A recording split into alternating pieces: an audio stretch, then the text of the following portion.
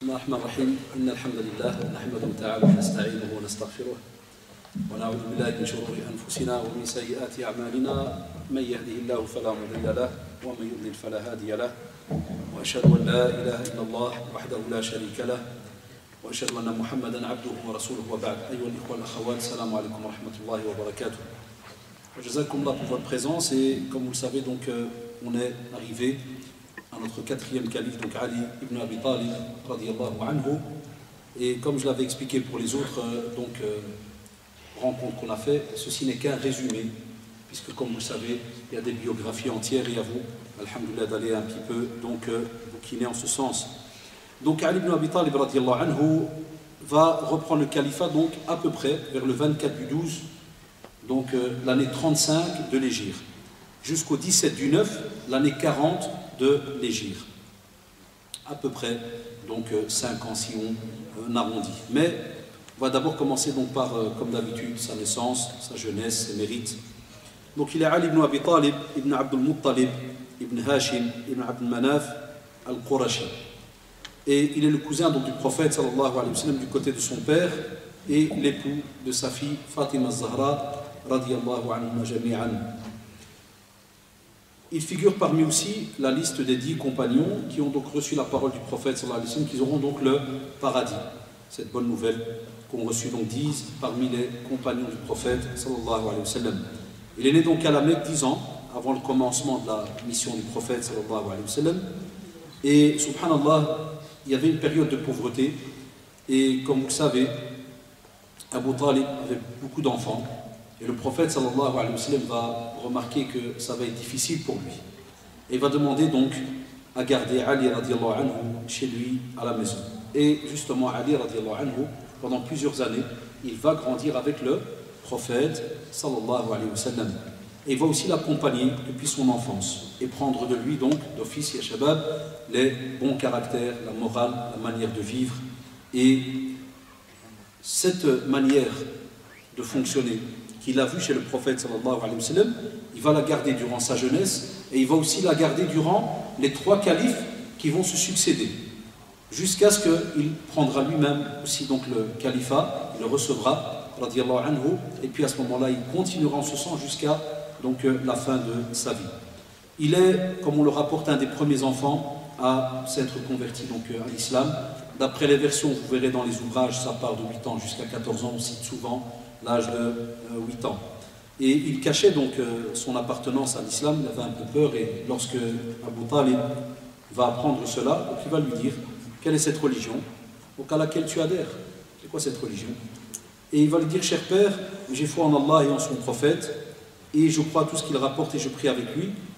Et donc il prie avec lui Allah subhanahu wa ta'ala, et voilà, je suis en train de le suivre. Et son père, donc à ce moment-là, Abu Talib, quant à lui, donc comme vous le savez, il va accepter cela de la part de son enfant, mais lui-même ne va jamais l'accepter pour lui, puisqu'il va mourir donc non musulman. Quant à la mère de Ali, radiyallahu anhu, c'est Fatima bint Asad ibn Hashim ibn Abd Manaf al-Hashimiyya, radiyallahu anha, et elle va aussi faire partie des premières femmes qui se sont converties à l'islam. Elle va aussi partir vers Médine pour donc la hijra, et elle va aussi, donc, puisqu'elle va mourir donc, à Médine, alors que le prophète sallallahu alayhi wa sallam était encore vivant. Donc elle va mourir durant la période prophétique, donc la mère de Ali radiallahu anha. Ali radiallahu anhu, comme vous le savez, va assister le prophète sallallahu alayhi wa sallam durant toute sa vie, que ce soit à la Mecque, où il va même aider le prophète sallallahu alayhi wa sallam à propager donc l'islam. Il va aussi étudier le Coran et le réciter sur le prophète sallallahu alayhi wa sallam. Donc il est parmi ceux donc, qui sont des connaisseurs donc, du Coran. Il va aussi apporter tout un soutien alors qu'il est jeune à tous ceux qui se rendaient justement, donc que ce soit à la Mecque au début, lorsqu'il venait, il ne faut pas oublier qu'il va y avoir 2 transitions. On a d'abord au début de la révélation, les tribus qui venaient de l'extérieur de la Mecque et qui entendaient des fausses rumeurs et des mensonges au sujet du prophète. Ça, on disait qu'il était donc un magicien, hein, qui était un charlatan, menteur, ceci, cela, Majnoun et autres, qui a été touché par Satan et autres. Eh bien, il venait lui aussi donc pour leur parler et leur montrer donc la vérité, comme il aidait aussi tous ceux qui devait aussi partir après, donc à Médine, et il va aussi, donc, comme on le verra, aider le prophète sallallahu alayhi wa sallam. C'est même lui qui va amener Abu Dharr al-Ghifari radiyallahu anhu chez le prophète sallallahu alayhi wa sallam. Donc il va le pousser pour lui dire viens, écoute-le et tu verras. Et subhanallah, il va l'apporter avec lui. Et justement, Abu Dharr radiyallahu anhu, très très grand compagnon du prophète sallallahu alayhi wa sallam, va se convertir à l'islam. Donc comme vous le voyez, il est la cause, subhanallah, de la conversion aussi de beaucoup de personnes. Un petit résumé de sa description. On dit qu'il était radiyallahu anhu brun de peau, de taille moyenne, ayant de grands yeux noirs. Il mettait souvent donc du khul. C'était une sunna qu'on retrouvait souvent chez les hommes avant. Aujourd'hui, si tu le fais, on va rigoler de toi. Subhanallah, alors que c'était une sunna connue, sans aucun problème dans le passé. Autant des prophètes et des compagnons par le il y avait toutes des matières bien précises que l'on donc mettait. Il avait donc une barbe. Petite divergence, il y en a qui ont dit qu'il l'a teintée une fois ou deux fois lorsqu'elle était devenue blanche. Il était aussi chauve, quasi pas de cheveux, bien portant avec des larges épaules. Et, mashallah, musculature très forte. Et on rapporte des fois certaines histoires qui disent que, par exemple, il était capable, lors d'un combat, de soulever un cavalier au-dessus de sa monture. Donc il le prenait, il le jetait au-dessus de sa monture. Des fois, il pouvait prendre, par exemple, dans certaines batailles, il pouvait arriver à se mettre en dessous, par exemple, d'une grande planche pour faire en sorte que, des fois, les combattants passent au-dessus pour passer, par exemple, on va dire, d'un morceau de terrain à un autre, alors qu'il y a une crevasse. Donc, mashallah, il était de ceux qui étaient très forts, toujours présents, que ce soit lors des batailles ou autres. Hatta même lorsqu'il devait y avoir de l'aide à apporter à un musulman, lorsqu'il était persécuté par quelqu'un d'autre ou autre, Ali radiallahu anhu, on dit qu'il ne reculait jamais devant donc la vérité.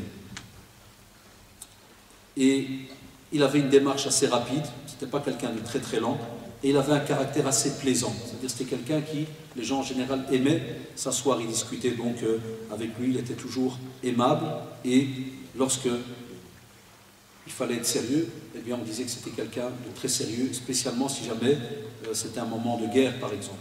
Là, entre guillemets, il rigolait avec personne. Là, il était proche du prophète sallallahu alayhi wa sallam et les ordres étaient les ordres. Radiyallahu anhu. Par rapport à l'Égypte et Shabab, donc comme vous le savez, lorsque le prophète sallallahu alayhi wa sallam a décidé de partir donc, vers Médine, on sait très bien que les Qurayshites avaient préparé un plan qui était de tuer le prophète sallallahu alayhi wa sallam. Et de quelle manière? Ils se sont dit, si jamais c'est un qui va le tuer, on va avoir un problème avec la tribu. Puisque les musulmans vont s'attaquer à la tribu, il y a aussi des paroles qui sont données entre tribus, donc on va se retrouver dans les problèmes. Ils ont décidé, Shaitan Allah leur a soufflé une belle idée qui était pour eux, donc, machallah, la plus belle des idées. On prend un jeune valeureux de chaque grande tribu, et par exemple, tous ces jeunes-là vont, et d'un seul coup, ils tuent le prophète sallallahu alayhi wa sallam. Comme ça, même si jamais ils voudraient attaquer celui qui a tué, eh bien on viendra en disant, voilà, il y a 8 tribus qui ont fait cela. Donc si les 8 tribus l'ont fait, ben venez attaquer les 8, puisque les 8 ont aussi des paroles avec d'autres tribus, donc comme vous le savez, ça allait s'embraser. Et pour eux, dans leur plan, ils étaient quasi donc sûrs que ça allait donc se passer. Et le prophète sallallahu alayhi wa sallam a pris cette manigance, il a pris cela, et il a pris cela, et va donc demander à Ali radiallahu anhu de dormir à sa place.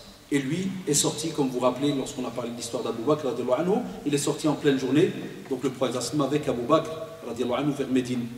Donc ils vont entrer, ils vont donc trouver Ali qui est couvert.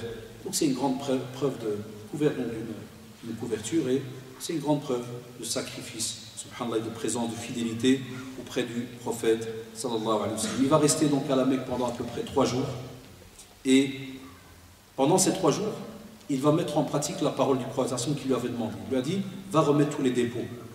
Tout ce que j'ai, tout ce qui appartient aux gens, que je dois remettre, tu remets tous les dépôts. Une fois que c'est fait, tu reviens, à ce moment-là, tu viens vers Médine. Et il va quitter donc la Mecque pendant la nuit. Il va se cacher donc durant le jour, jusqu'à ce qu'il va arriver à Médine, d'après certaines histoires, on va dire avec les pieds, mais vraiment, Mskin, on va dire, massacré.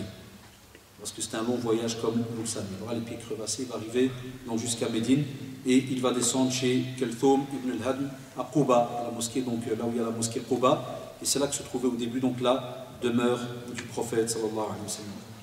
Il y a un petit texte qui dit que quand le prophète sallallahu alayhi wa sallam a pris la nouvelle de son arrivée, il ordonna, il dit, dites à Ali de venir à moi. Il est incapable de marcher, on lui répond.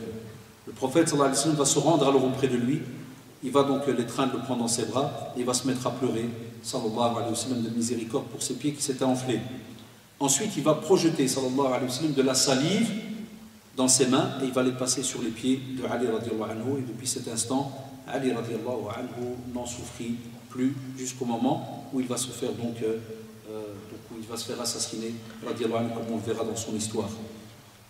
Après, durant sa vie avec le prophète sallallahu alayhi wa sallam, il va donc se marier avec sa fille Fatima radiallahu anha durant la 2e année de l'Hégire.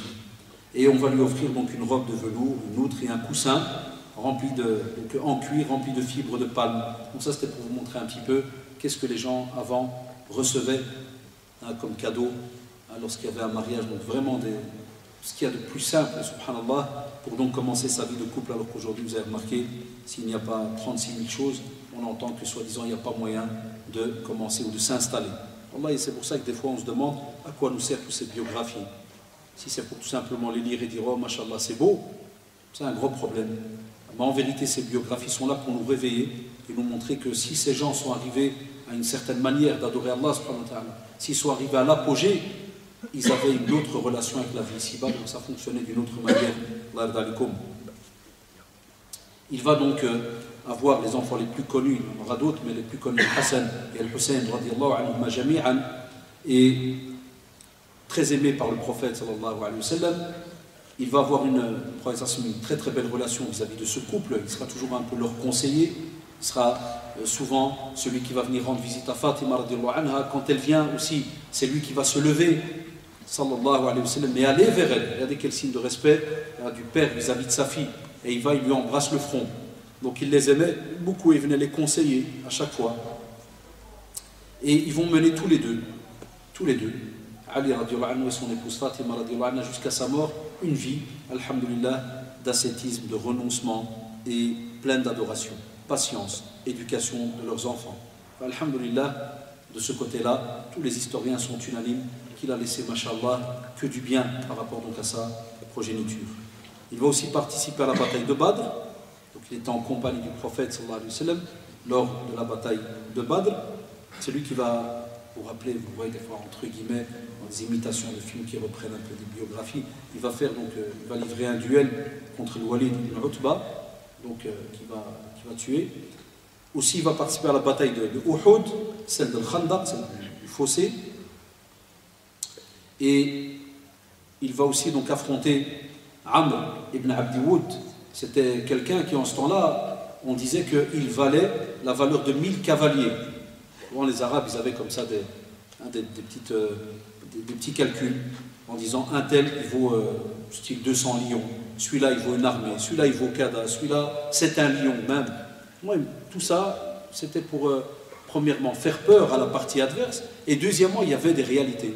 Effectivement, il y avait des personnes qui, lorsqu'ils entraient, subhanallah, dans une meute pendant une guerre, par exemple, le gars, il pouvait en tuer des dizaines et des dizaines, et en sortir avec peut-être 2-3 égratignures, ou bien même des fois certains avec 20-30 blessures, comme si de rien n'était. Donc c'est des gens du désert, c'est des gens aussi qui, des fois, n'ont pas vécu spécialement en ville, comme on le voit dans la biographie de Hamza, des gens qui vivaient dans le domaine de la chasse, dans le désert, une vie très très rude. Même comme ça, Ali radiallahu anhu avait donc cette force donnée par Allah subhanahu wa ta'ala de pouvoir affronter ces gens qui en ce temps-là, entre guillemets, semaient la terreur lorsqu'ils étaient dans une armée ou autre. Sulh al-Hudaybiyah, on en a parlé lorsqu'on a rappelé donc certains des compagnons qui étaient présents lors de ce pacte d'allégeance. Eh bien, il sera présent, il va aussi écrire, et il sera aussi présent lors de la bataille de Khaybar, l'expédition de Khaybar. C'est lui qui va porter aussi l'étendard des musulmans lors de cette bataille. Et c'est là que dans Ibn Kathir, dans son livre de Bidaya et Nihaya, il rappelle la fameuse histoire que je vous ai dit tout à l'heure, où il va donc arriver à une muraille, où il va donc mettre toute une porte immense qu'on pouvait transporter en ce temps-là. Cette porte, on pouvait, subhanallah, donc la transporter. Certaines narrations disent qu'il fallait minimum au moins 40 personnes pour la porter. Et lui, donc, il va venir et il va donc pouvoir la porter. Tout ça, aujourd'hui, c'est vrai que certains peuvent dire, ouais, mais c'est impossible. Non. Les Shabbat, il y a beaucoup d'entre nous qui, des fois, ne sommes pas au courant des prouesses, entre guillemets, sportives et autres de certaines personnes. Et ceux qui connaissent un petit peu le domaine du sport, le domaine, par exemple, des poids, haltérophilie et autres, des fois, tu peux trouver une personne de 1,50 m et tu vois, il prend 200 kg, à main levée, tac, il reste là pendant 10 secondes, puis il est lâche. Et toi qui as peut-être 2 fois sa taille, si on te donne 2 sacs de pommes de terre et tu vas marcher un quart d'heure, tu es déjà mort.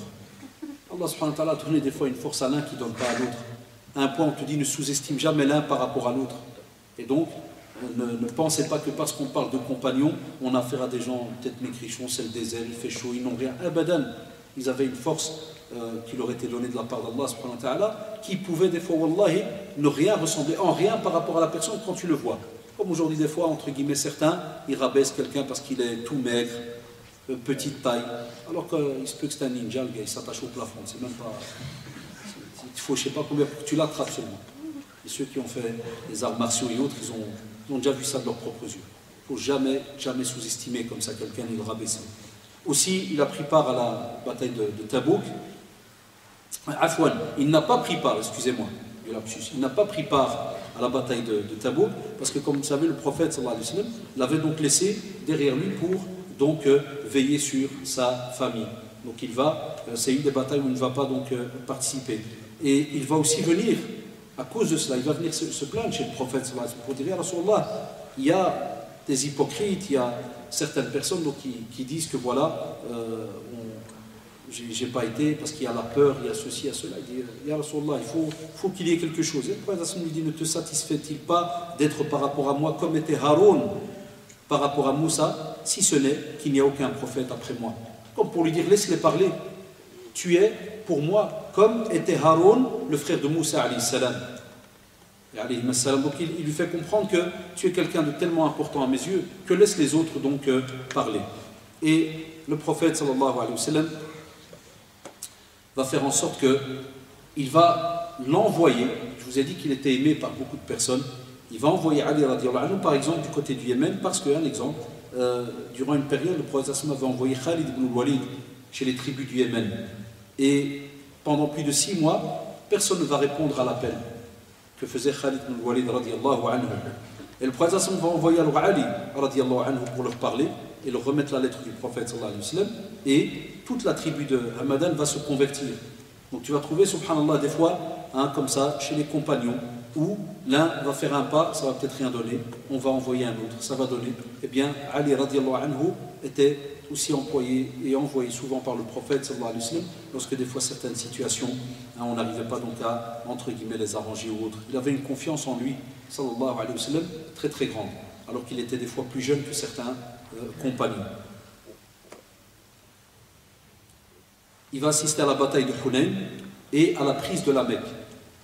Tout ça, Inch'Allah, je vous ai dit la fois passée, tous ces noms de bataille, exprès, je ne les ai pas expliqués, parce que ça prend du temps, entre guillemets, et parce qu'on a comme projet l'année prochaine, pour les cours, ceux qui suivent les 40 hadiths de l'imam Nawawi tous les mercredis soirs, on a, Inch'Allah, donc l'année prochaine, un programme où soit on va faire toute l'année la sira du prophète, sallallahu alayhi wa sallam, ou bien l'exégèse. On va donc choisir un des deux, mais si on fait l'un, l'année d'après, Inch'Allah, là on fera l'autre, et ainsi de suite. Donc c'est pour cela que je laisse cela, Inch'Allah, pour le cours. Lorsque le prophète sallallahu alayhi wa sallam va décéder, sallallahu alayhi wa sallam, eh bien c'est Ali radiallahu anhu qui va le laver en compagnie d'Al-Abbas et de ses 2 fils. Donc Al-Fadl et Uthman radiallahu anhuma jami'an. Et il va donc y avoir aussi Oussam ibn Zayd et Aws ibn Khawli. Donc il y aura tout un groupe qui vont donc venir pour laver le prophète, mais lui il sera présent donc avec eux radiallahu anhu.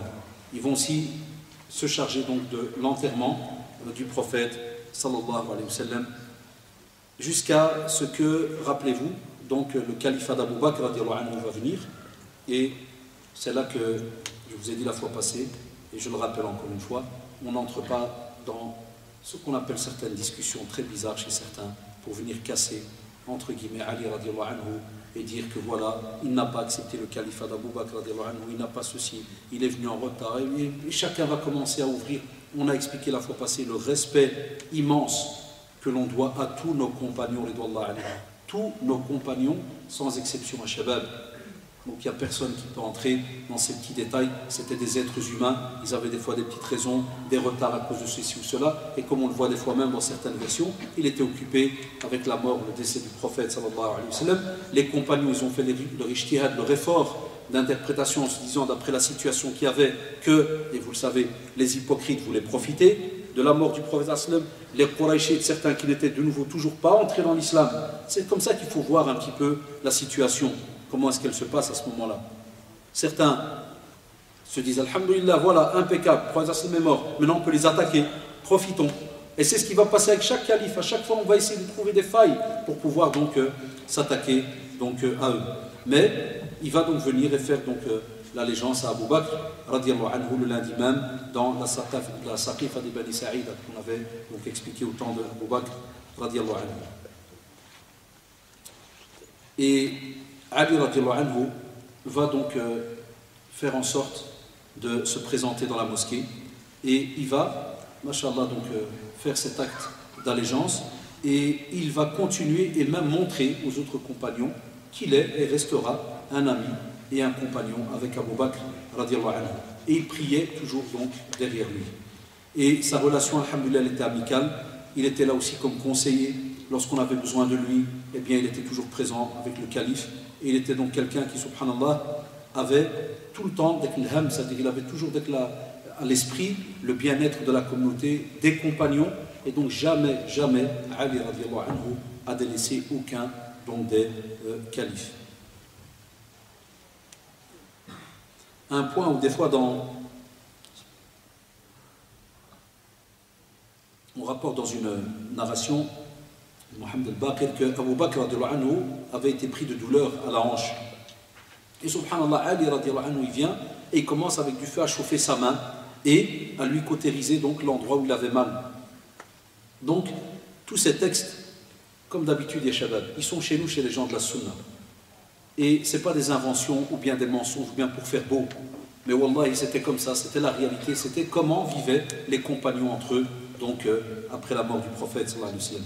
La même chose, lorsque Abu Bakr radiallahu anhu va mourir, Ali radiallahu anhu va courir en pleurs et va s'exclamer et dire qu'Allah te fasse miséricorde, ya Abu Bakr. Par Allah, tu étais le premier à te convertir à l'islam. Tu es celui dont la foi était la plus parfaite et dont la certitude était la plus affirmée. Dont celui qui avait le plus de crainte à l'égard d'Allah subhanahu wa ta'ala. Tu étais le plus attentif à protéger le prophète sallallahu alayhi wa sallam et ceux qui lui ressemblaient le plus par le suivi. Tu es celui qui lui ressemblait le plus par le suivi de son exemple, de son comportement, de sa piété et de ses vertus. Et tu étais aussi le plus noble à ses yeux et le plus digne de confiance. Qu'Allah te récompense pour tant de services rendus à l'islam. Voilà. Ça, c'était la sincérité qu'il y avait donc entre eux.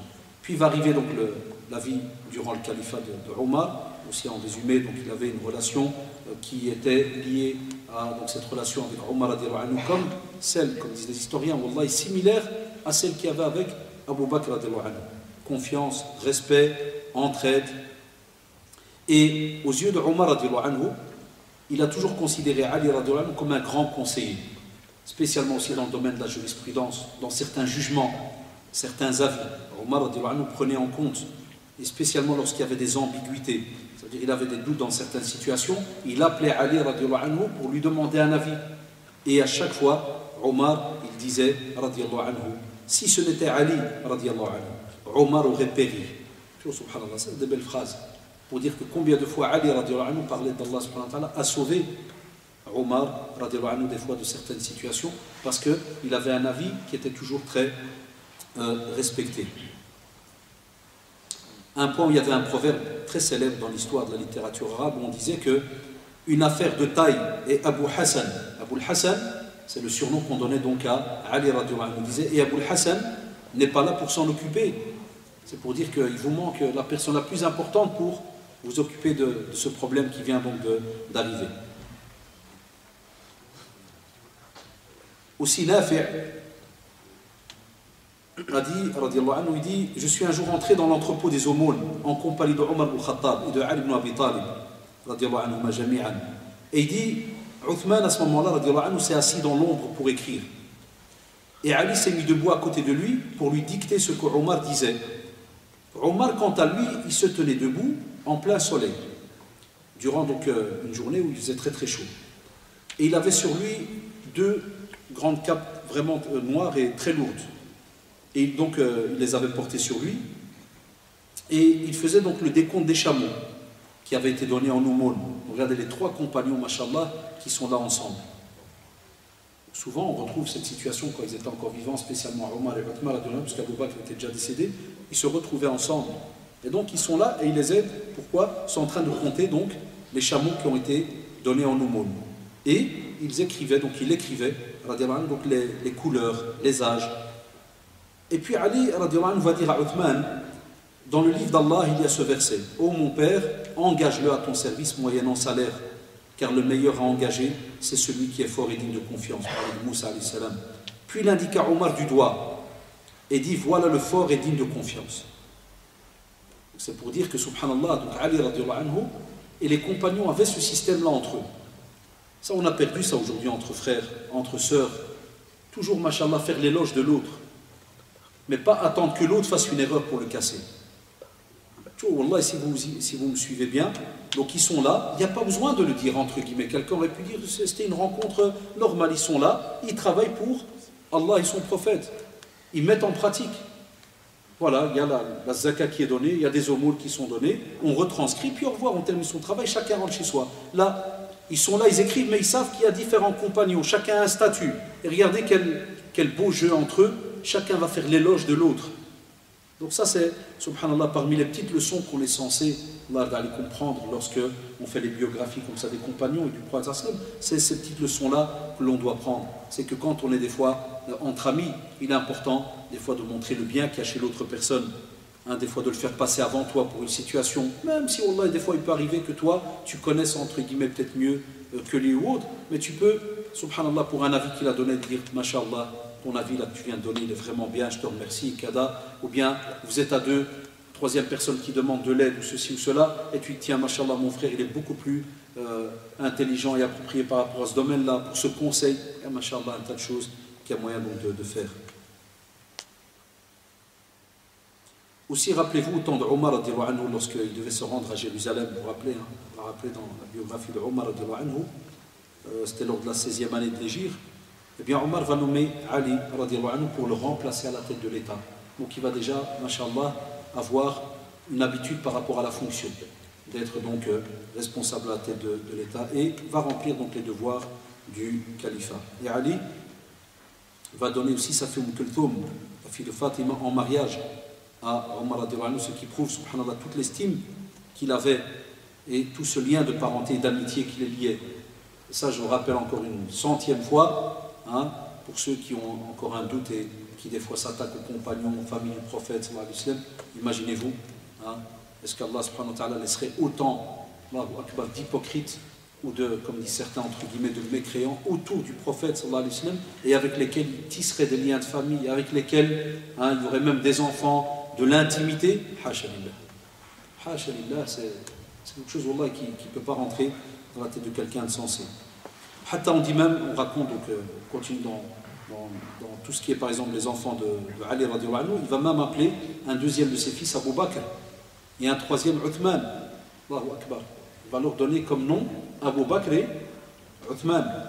Et généralement on ne choisit pas pour ses enfants des noms de personnes qu'on n'aime pas. Alors que c'est prouvé dans l'histoire que ces deux, parmi les deux enfants, et parmi ces enfants qu'il avait deux, un s'appelait Abu Bakr et l'autre donc Uthman. Après le décès de Omar, il va découvrir le visage de Omar, il était dans son linceul, et il va lui dire que la miséricorde d'Allah soit sur toi, Abu Hafs. Vous vous rappelez, c'était le surnom de Omar, Abu Hafs. Je jure par Allah qu'il ne restait plus après le prophète, sallallahu alayhi wa sallam, personne avec les œuvres duquel j'aurais tant aimé rencontrer Allah que toi. C'est des belles phrases, Allah.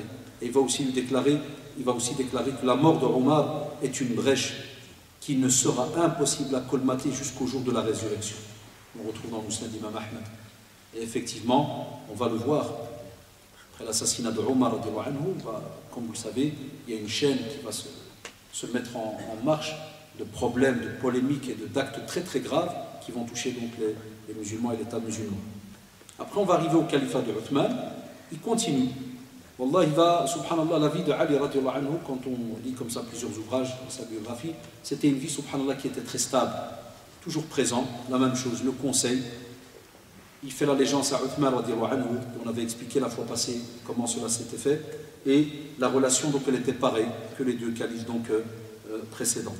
Et Uthman radiallahu anhu reconnaissait beaucoup les mérites de Ali radiallahu anhu, de nouveau par rapport à son savoir, il lui demandait conseil dans certaines affaires. Et aussi, comme vous le savez, lorsque Uthman radiallahu anhu a subi cette rude épreuve qui est arrivée même à son assassinat à la fin donc, de sa vie, il va trouver Ali comme ami très très digne radiallahu anhu, puisque vous rappelez-vous, Ali radiallahu anhu il suppliait Uthman pour qu'il sorte l'épée, pour qu'il défende et qu'il amène l'armée et ceci. Et Uthman radiallahu anhu, vous vous rappelez, il ne voulait pas que le sang des musulmans coule à cause de lui. Salaf Salih, dans beaucoup d'ouvrages, vont citer, je vais citer très rapidement, je vous ai dit c'est très résumé, ce qui est un peu normal, beaucoup de paroles et de bonnes paroles à son sujet. Par exemple, Ali radiallahu anhu, comme on voit dans le hadith d'Abu Hurairah radiallahu anhu, donc Ali il est martyr, donc le prophète sallam va prévenir donc, de cela. Aussi Ali radiallahu anhu est au paradis, comme on le voit aussi donc, dans une deuxième tradition authentique rapportée aussi, donc est authentifiée par Cheikh al-Albani radiallahu anhu, où le prophète sallam va dire Abu Bakr fil Jannah, wa Umar fil Jannah, wa Uthman fil Jannah, wa Ali fil Jannah. Donc que Ali radiallahu anhu est au paradis. Aussi, dans la tradition rapportée par Muslim, où le prophète sallam nous dit que ne l'aime qu'un croyant et ne le déteste qu'un hypocrite. Donc, toute personne qui n'aimerait pas Ali radiallahu anhu, d'après la parole du prophète sallam, est munafiq, il est hypocrite. Et celui qui l'aime est un donc, croyant. Aussi, donc, dans le hadith rapporté par le Bukhari et Muslim, rappelez-vous, donc, on l'a cité tout à l'heure, quand il lui a dit, quand le prophète sallam a dit à Ali radiallahu anhu que tu as la même place que Haroun alayhi salam avait vis-à-vis de Moussa alayhi salam. Il est aussi de la famille du prophète sallallahu alayhi wa sallam, dans le hadith rapporté par Muslim. Il va dire par rapport donc à Ali, à Fatima, Al-Hassan, Hussein radiallahu anhum jami'an, il va dire Allahumma ha'ula ahli, donc ils sont de ma famille.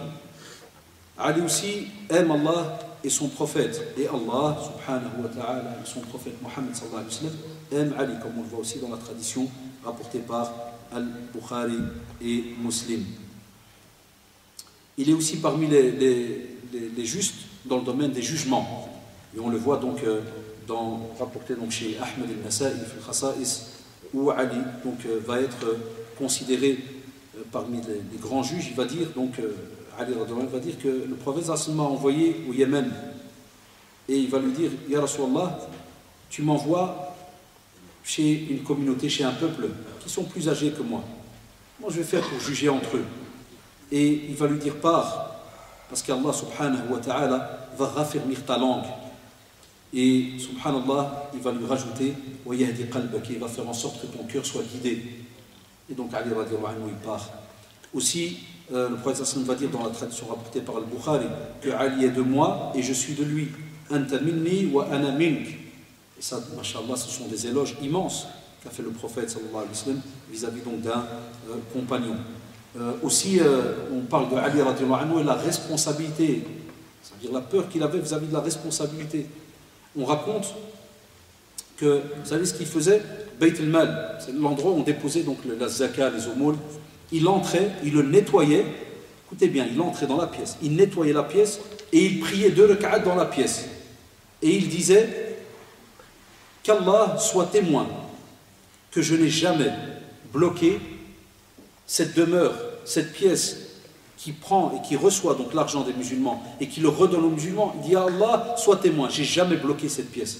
Ça veut dire toute personne qui a eu besoin d'aide, qui a eu besoin d'argent, il y a Allah, regarde, elle est propre, elle est ouverte, elle est accessible à tout le monde. Ali aussi qui respecte le jugement de son juge, Shuraih, très belle histoire, très connue, où Ali est calife. Et subhanallah, on va parler plus tard de bataille, la bataille de Saffin. Et subhanallah, il va perdre son bouclier. Et un jour, il retrouve son bouclier chez un juif. Et il vient, il demande donc au juge Shuraih, s'assied avec lui, et il met donc le juif à ses côtés, et il lui dit, voilà, tu vois ce bouclier, c'est le mien. Et le juge il va dire non. Il faut absolument d'abord que tu apportes des preuves. Il demande alors au juif, le juge demande, il dit ce bouclier c'est à qui? Il dit c'est à moi. Ali radiallahu anhu, qu'est-ce qu'il fait? Il apporte un de ses servants et il apporte donc Al-Hassan, son fils, comme témoin. Regardez les vrais juges. Qu'est-ce qu'il lui dit? Shurayh lui dit, je ne peux pas accepter le témoignage de ton fils et tu le sais. Dans les jugements, on ne peut pas accepter le témoignage d'un fils, d'un proche. Et il lui a dit, je suis désolé, comme tu n'as pas d'autres preuves, le bouclier, il restera donc chez le juif. Enfin, subhanallah, à ce moment-là, le juif, quand il a entendu cela, il a dit Ashhadu an la ilaha illallah wa ashhadu anna Muhammadan Rasulullah wa inna ad-dar'a dar'aka ya amir al-mu'minin. Il va lui dire Wallah, ce bouclier-là que j'ai, il est à toi. Je dois te le remettre. Parce qu'il va lui dire comment est-ce qu'on peut avoir, mashallah, un calife qui accepte comme ça le jugement de qui? D'un de ses juges, alors qu'il est le calife. Donc il comprenait que ce n'était pas une religion ou une histoire d'homme, mais que ces gens-là fonctionnaient d'après ce qu'Allah subhanahu wa ta'ala et son prophète a dit. Donc c'est pour cela que donc, le juif va se convertir à l'islam. Aussi il surveillait les croyants pour leur bien, il les conseillait. Donc ce n'était pas quelqu'un qui lorsqu'il marchait à l'extérieur était là pour espionner. Là au contraire, lorsqu'il regardait à gauche à droite les musulmans, c'était justement pour les conseiller. Et à ce moment-là il était partout. On explique par exemple qu'un jour alors qu'il surveillait donc la qualité des marchandises, un marchand va venir et va lui demander, va dire, invoque Allah subhanahu wa ta'ala afin que mon commerce soit florissant, qu'il ramène de l'argent et autres. Et Ali radhiyallahu anhu va lui répondre, regardez jusqu'où il pense ces gens-là. Ça c'est un conseil pour nos frères et sœurs, pour les commerçants. Il va lui dire, est-ce que tu as appris, c'est quoi le commerce? Les formalités du commerce, est-ce que tu les as apprises? Il va lui dire, ya imam, est-ce que c'est vraiment important d'aller de nouveau étudier c'est quoi le commerce? Il va lui dire, malheur à toi, il faut au préalable avoir compris la loi d'Allah avant de se consacrer au commerce. Allah, c'est une réalité, vous le savez, vous savez de quoi je parle. Tu n'es pas sans savoir que le marchand ignorant ces lois se trouvera un jour ou l'autre confronté à l'usure. Il faut dans la vente, transaction, une petite démarche que tu penses être anodine simple et tu es dans le riba, tu es dans le crédit. Wallah. Aujourd'hui, n'importe qui ouvre un commerce et vend n'importe quoi et on ne se pose pas de questions et on croit que le principal c'est à la fin de la journée voir la caisse combien il y a dedans ou voilà, c'est tout. Et comment est-ce qu'on va trafiquer par-ci par-là ou je ne sais quoi moi, mais il y a plein de questions comme vous le savez. Là, au contraire, il va dire reviens d'abord parce que c'est un acte d'adoration comme vous le savez. On arrive maintenant à la période où Ali radiallahu anhu va être mis au poste d'émir des croyants. Il va devenir calife. Rappelez-vous, Uthman radiallahu anhu va être assassiné et Médine va rester à peu près, d'après les historiens, plus ou moins 5 jours sans émir. Et on va voir, subhanallah, dans la biographie de Ali radiallahu anhu, que, vous vous rappelez, toutes les ouvertures, tous les grands travaux, les grands projets, ils vont continuer d'une certaine manière. Mais Ali radiallahu anhu, wallah, miskin, il va être pendant à peu près 4 ans et demi, presque 5 ans, il va passer son temps qu'à résoudre les problèmes entre les groupes. Et un gros problème qui va donc se passer, on va dire même 2 gros problèmes, comme vous allez le voir, qui vont se passer, vont lui prendre beaucoup de temps. Ça va lui prendre de l'énergie, et c'est là que maintenant je demande votre attention pour que vous compreniez de nouveau une autre polémique qui s'est passée dans l'histoire et que certains emploient encore aujourd'hui, en 2014, pour allumer les musulmans entre eux et pour pousser certains jeunes à insulter et à maudire donc les compagnons d'Allah alayhim. Qu'Allah subhanahu wa ta'ala nous préserve de cela. Rappelez-vous, ya shabab, et je vais donc aller avec vous étape par étape, rappelez-vous que le chef des insurgés, ceux qui avaient donc attaqué Uthman, radiallahu anhu, et parmi eux il y avait l'assassin de Uthman, radiallahu anhu, Al-Ghafiqi ibn Harb. Eux, qu'est-ce qu'ils ont fait alors? Ils ont commencé à administrer les affaires de l'État. Ils ont profité de l'assassinat de Uthman radiallahu anhu, puisque c'est eux qui étaient à la base de l'attaque, et ont commencé donc à s'occuper des affaires de l'État. Et le reste du groupe de leur armée a continué à dominer la ville. Parce qu'il ne faut pas oublier que les habitants étaient constitués, subhanallah, de compagnons, de leurs enfants, de leurs familles, et ils étaient incapables de faire quoi que ce soit. C'est des gens qui viennent et qui émanent d'un califat, c'est-à-dire ils ne prennent pas de décision seuls. Et ils ne peuvent pas aussi, en tant que compagnons, sortir seuls et s'attaquer à tout un groupe, toute une armée qui est venue. Vous vous rappelez les 3 coalitions qu'il y avait en ce temps-là? On l'a expliqué la fois passée. Enfin, à ce moment-là, on a un groupe, les Égyptiens. Eux, ils voulaient absolument que le pouvoir il revienne alors à Ali, radiallahu anhu. Mais Ali, radiallahu anhu, il refusait d'accéder à leurs demandes. Ce n'était pas son but. Ce n'était pas son but premier. On vient d'avoir l'assassinat du calife Uthman d'une manière catastrophique, et donc ils viennent et ils le poussent. Voilà, prends le califat. On avait aussi un groupe de la ville de Koufa, vous vous rappelez, le deuxième groupe. Eux, ils étaient les partisans donc de Zubayr ou l'Awwam. Ils voulaient donc absolument qu'il devienne calife. Mais Zubayr, radiallahu anhu, il se cachait et il ne voulait pas de leur soutien. Ça, c'est la version de Ahl-Sunnah wal Jama'a. Il ne voulait pas de leur soutien. Et il ne voulait pas venir reprendre de nouveau le califat contre un tel ou un tel, abadan. Et vous avez alors les insurgés donc de Koufa et de Basora qui vont donc, qu'est-ce qu'ils vont faire? Ils vont alors se résoudre à ce moment-là, ils n'ont pas le choix, pour aller soutenir le groupe des Égyptiens. Et à ce moment-là, comme vous savez, à la tête, il y avait ce fameux criminel qui a tué Uthman radiallahu anhu. Il contrôle donc la ville de Médine. Et on sait très bien que ce sont des circonstances difficiles. Parce que de nouveau, ils étaient au début éparpillés, chacun avait un avis. On veut que ce soit Ali radiallahu anhu, on veut Zubayr. Qu'est-ce qui se passe radiallahu anhu? À ce moment, ils voient que Ali radiallahu anhu n'accepte pas, ils refont de nouveau une coalition. Et ils vont se rendre chez Ali radiallahu anhu pour qu'il accepte le califat. Il va de nouveau refuser. Ils vont, subhanallah, qu'est-ce qu'ils vont user comme moyen? Ils vont rassembler tous les habitants de Médine. Et ils vont lui dire, voilà, on va commencer à tuer les grands compagnons. Comme ça, ils vont dire aux habitants de Médine, vous savez ce qu'on va faire maintenant? On va tuer les grands compagnons, même s'il faut commencer par Ali radiallahu anhu, Zubayr, Talha et bien d'autres. Si l'un d'eux n'est pas choisi comme donc calife.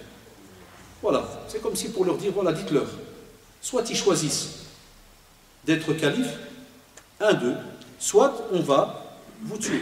Et on va d'abord commencer par eux. Et puis on termine par donc la ville. Alors les gens vont insister, ce qui est un peu normal, auprès de Ali radiallahu anhu, pour qu'il accepte le califat et justement de sauver la communauté de nouveau d'une autre grave épreuve. De nouveau, ya shabab, Allah yarhamkum walidin. Il y a des fois des jeunes aujourd'hui en 2014, ça ne date pas de 2014, bien d'avant.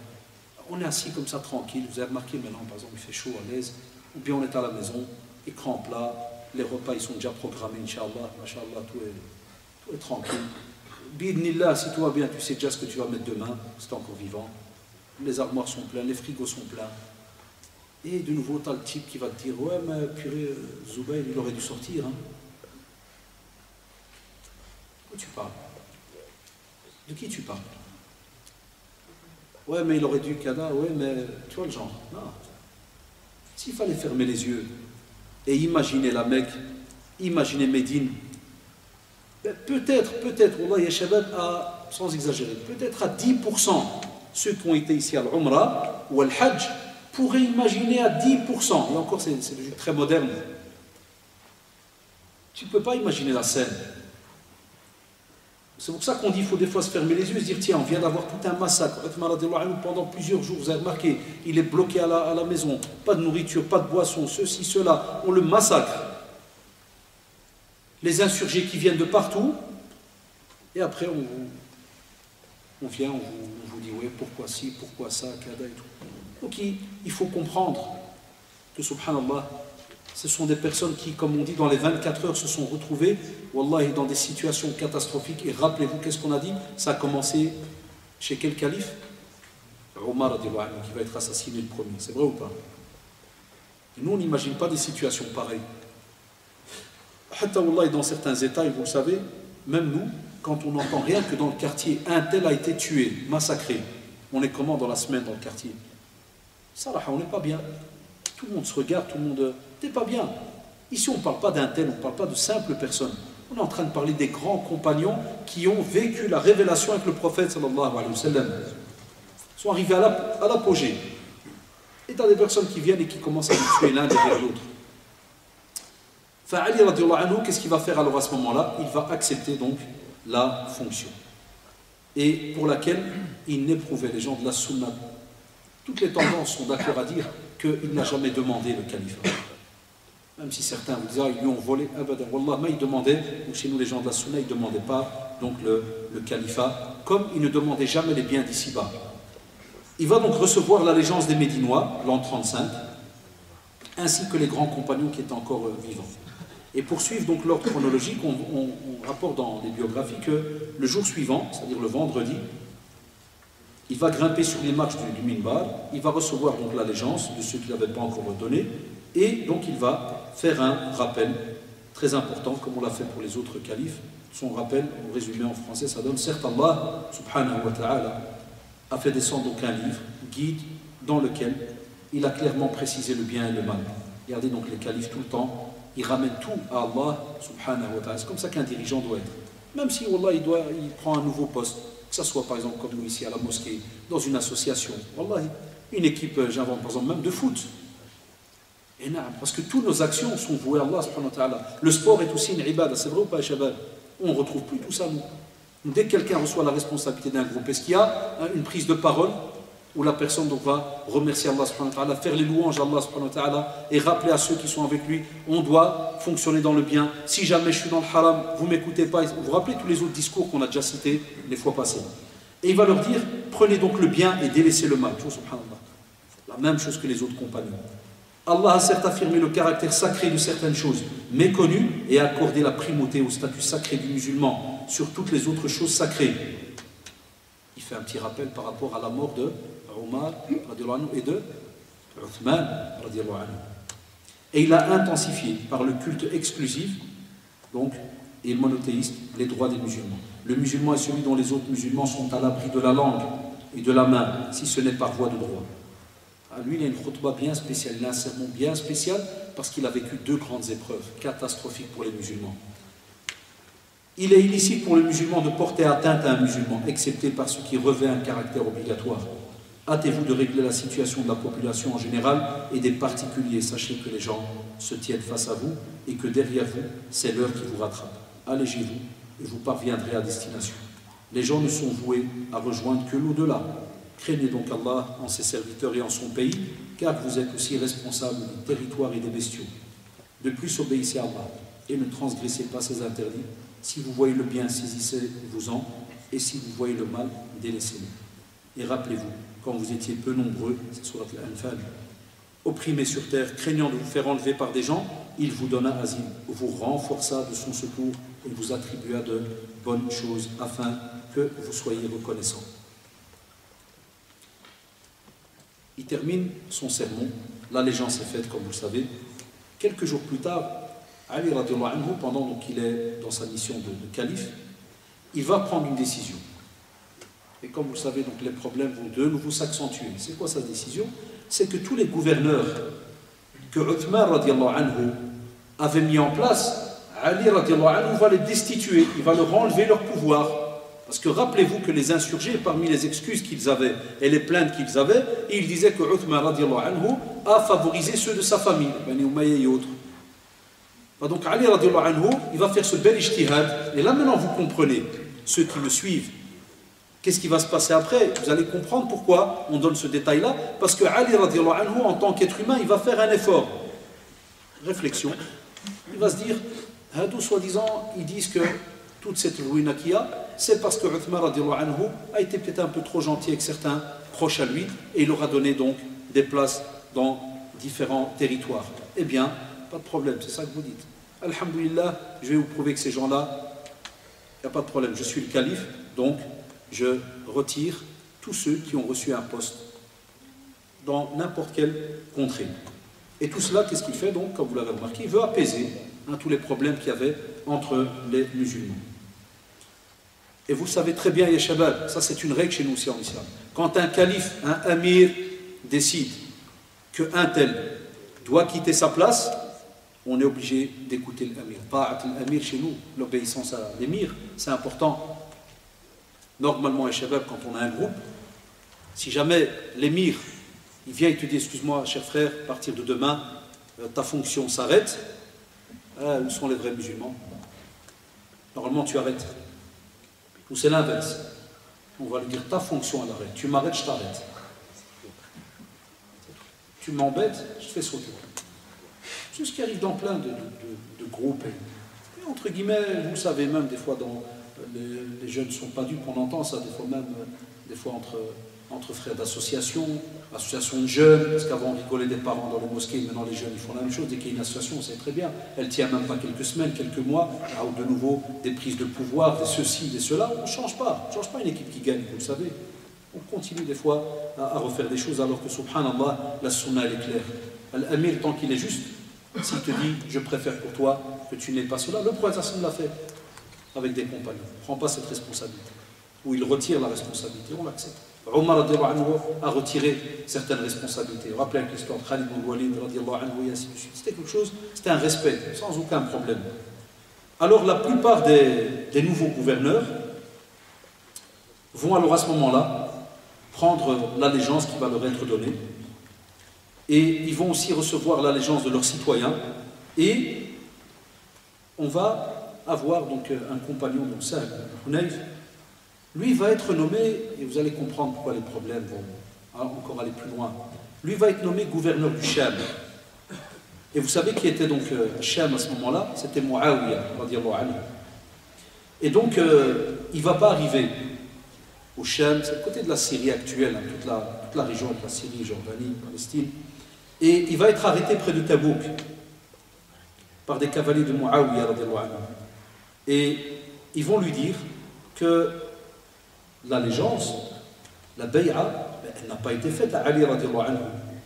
Étant donné qu'il y a une dispersion géographique de tous les gens et de la communauté musulmane.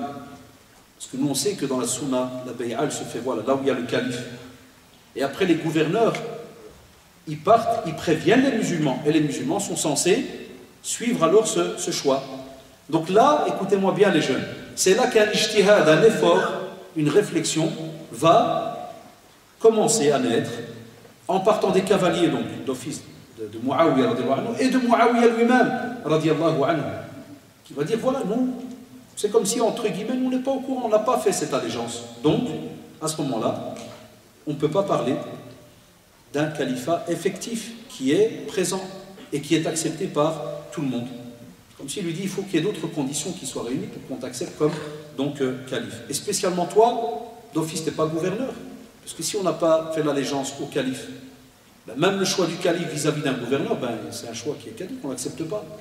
À ce moment-là, Muawiyah donc va s'abstenir de proclamer radiallahu anhu, son allégeance à Ali radiallahu anhu. Pourquoi? Muawiyah radiallahu anhu, c'est là qu'il faut comprendre maintenant, quand certains viennent avec de nouveau des petits allumages par-ci par-là. Wallahi, quand vous vous asseyez, vous réfléchissez à votre aise, vous trouvez cela, alhamdoulilah, tout à fait normal en tant qu'être humain. Qu'est-ce qu'il va dire, Muawiyah? Il va dire, il y a un problème avec lequel? Il va dire les assassins de Uthman. Vous vous rappelez? Il a été tué. Ils sont présents, on les voit. Alors Muawiyah, il dit, mais les assassins de Uthman, si jamais ils sont là, il y a la loi du talion, œil pour œil, dent pour dent, on doit d'abord les tuer. Après, on parle du califat.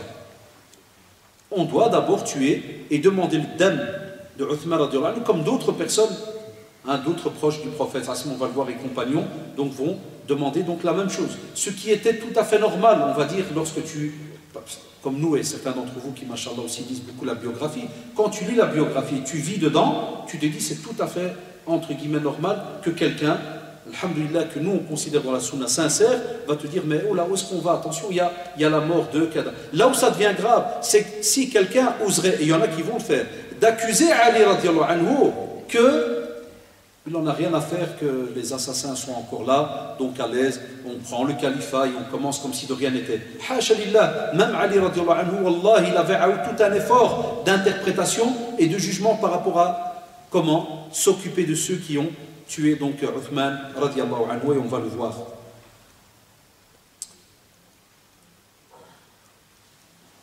Il ne faut pas oublier que les assassins donc, et tous ceux qui ont lancé les troubles au sein de la communauté, ils étaient toujours présents. Et ils étaient une grosse armée. C'était un très très grand groupe. Voilà, ça c'est parmi déjà les premières explications.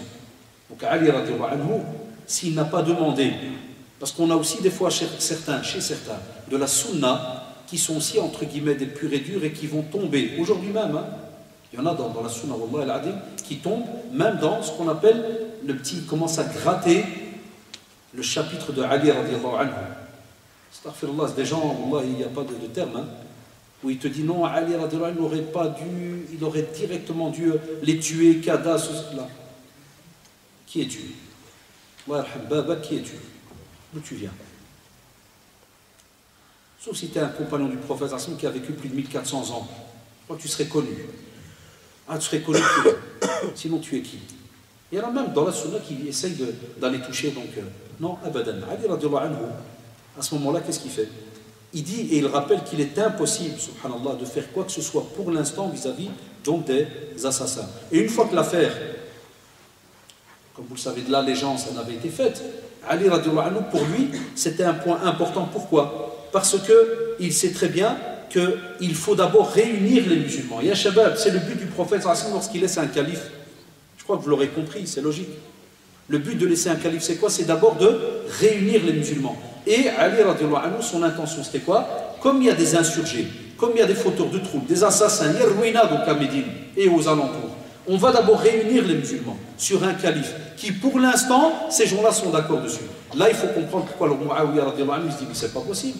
Comment ces criminels, ils viennent, ils portent allégeance à Ali radiallahu anhu. Donc il va y avoir dans les biographies un tas de petits micmacs qui va se passer et certains vont essayer de donner des avis en allant plus vers Ali radiallahu anhu, d'autres plus vers Muawiyah radiallahu anhu. Non. Quelqu'un de la sunna qui est sincère, il n'attaque ni Ali radiallahu anhu ni Muawiyah radiallahu anhu. Tous les deux étaient des compagnons, grands compagnons, qui ont fait des efforts. Na'am, Ali radiallahu anhu a une stature beaucoup plus élevée. Et on le sait très très bien, personne ne dira le contraire par rapport à Muawiyah radiallahu anhu. Ça c'est clair et net. Alhamdulillah, ça c'est indiscutable. Mais jamais pour que ça soit une excuse pour aller rabaisser un compagnon du prophète sallallahu alayhi wa sallam. À ce moment-là, qu'est-ce qui va se passer? On a Talha, Zubayr aussi radiallahu anhuma, et les chefs aussi de file parmi certains compagnons qui vont venir voir Ali radiallahu anhu. Et ils vont lui dire, Ya Ali, il faut absolument que tu exécutes l'appel légal. Voilà, maintenant tu es calife. Ça fait, tu es calife, on a fait l'allégeance. Maintenant, il faut absolument que tu exécutes ceux qui ont tué, donc, Uthman radiallahu anhu. Et Ali, de nouveau, va leur dire, il n'y a aucun problème. Je n'ai jamais dit que je ne vais pas mettre en pratique la loi d'Allah, subhanahu wa ta'ala, sur eux. Mais s'il vous plaît, attendez le moment opportun.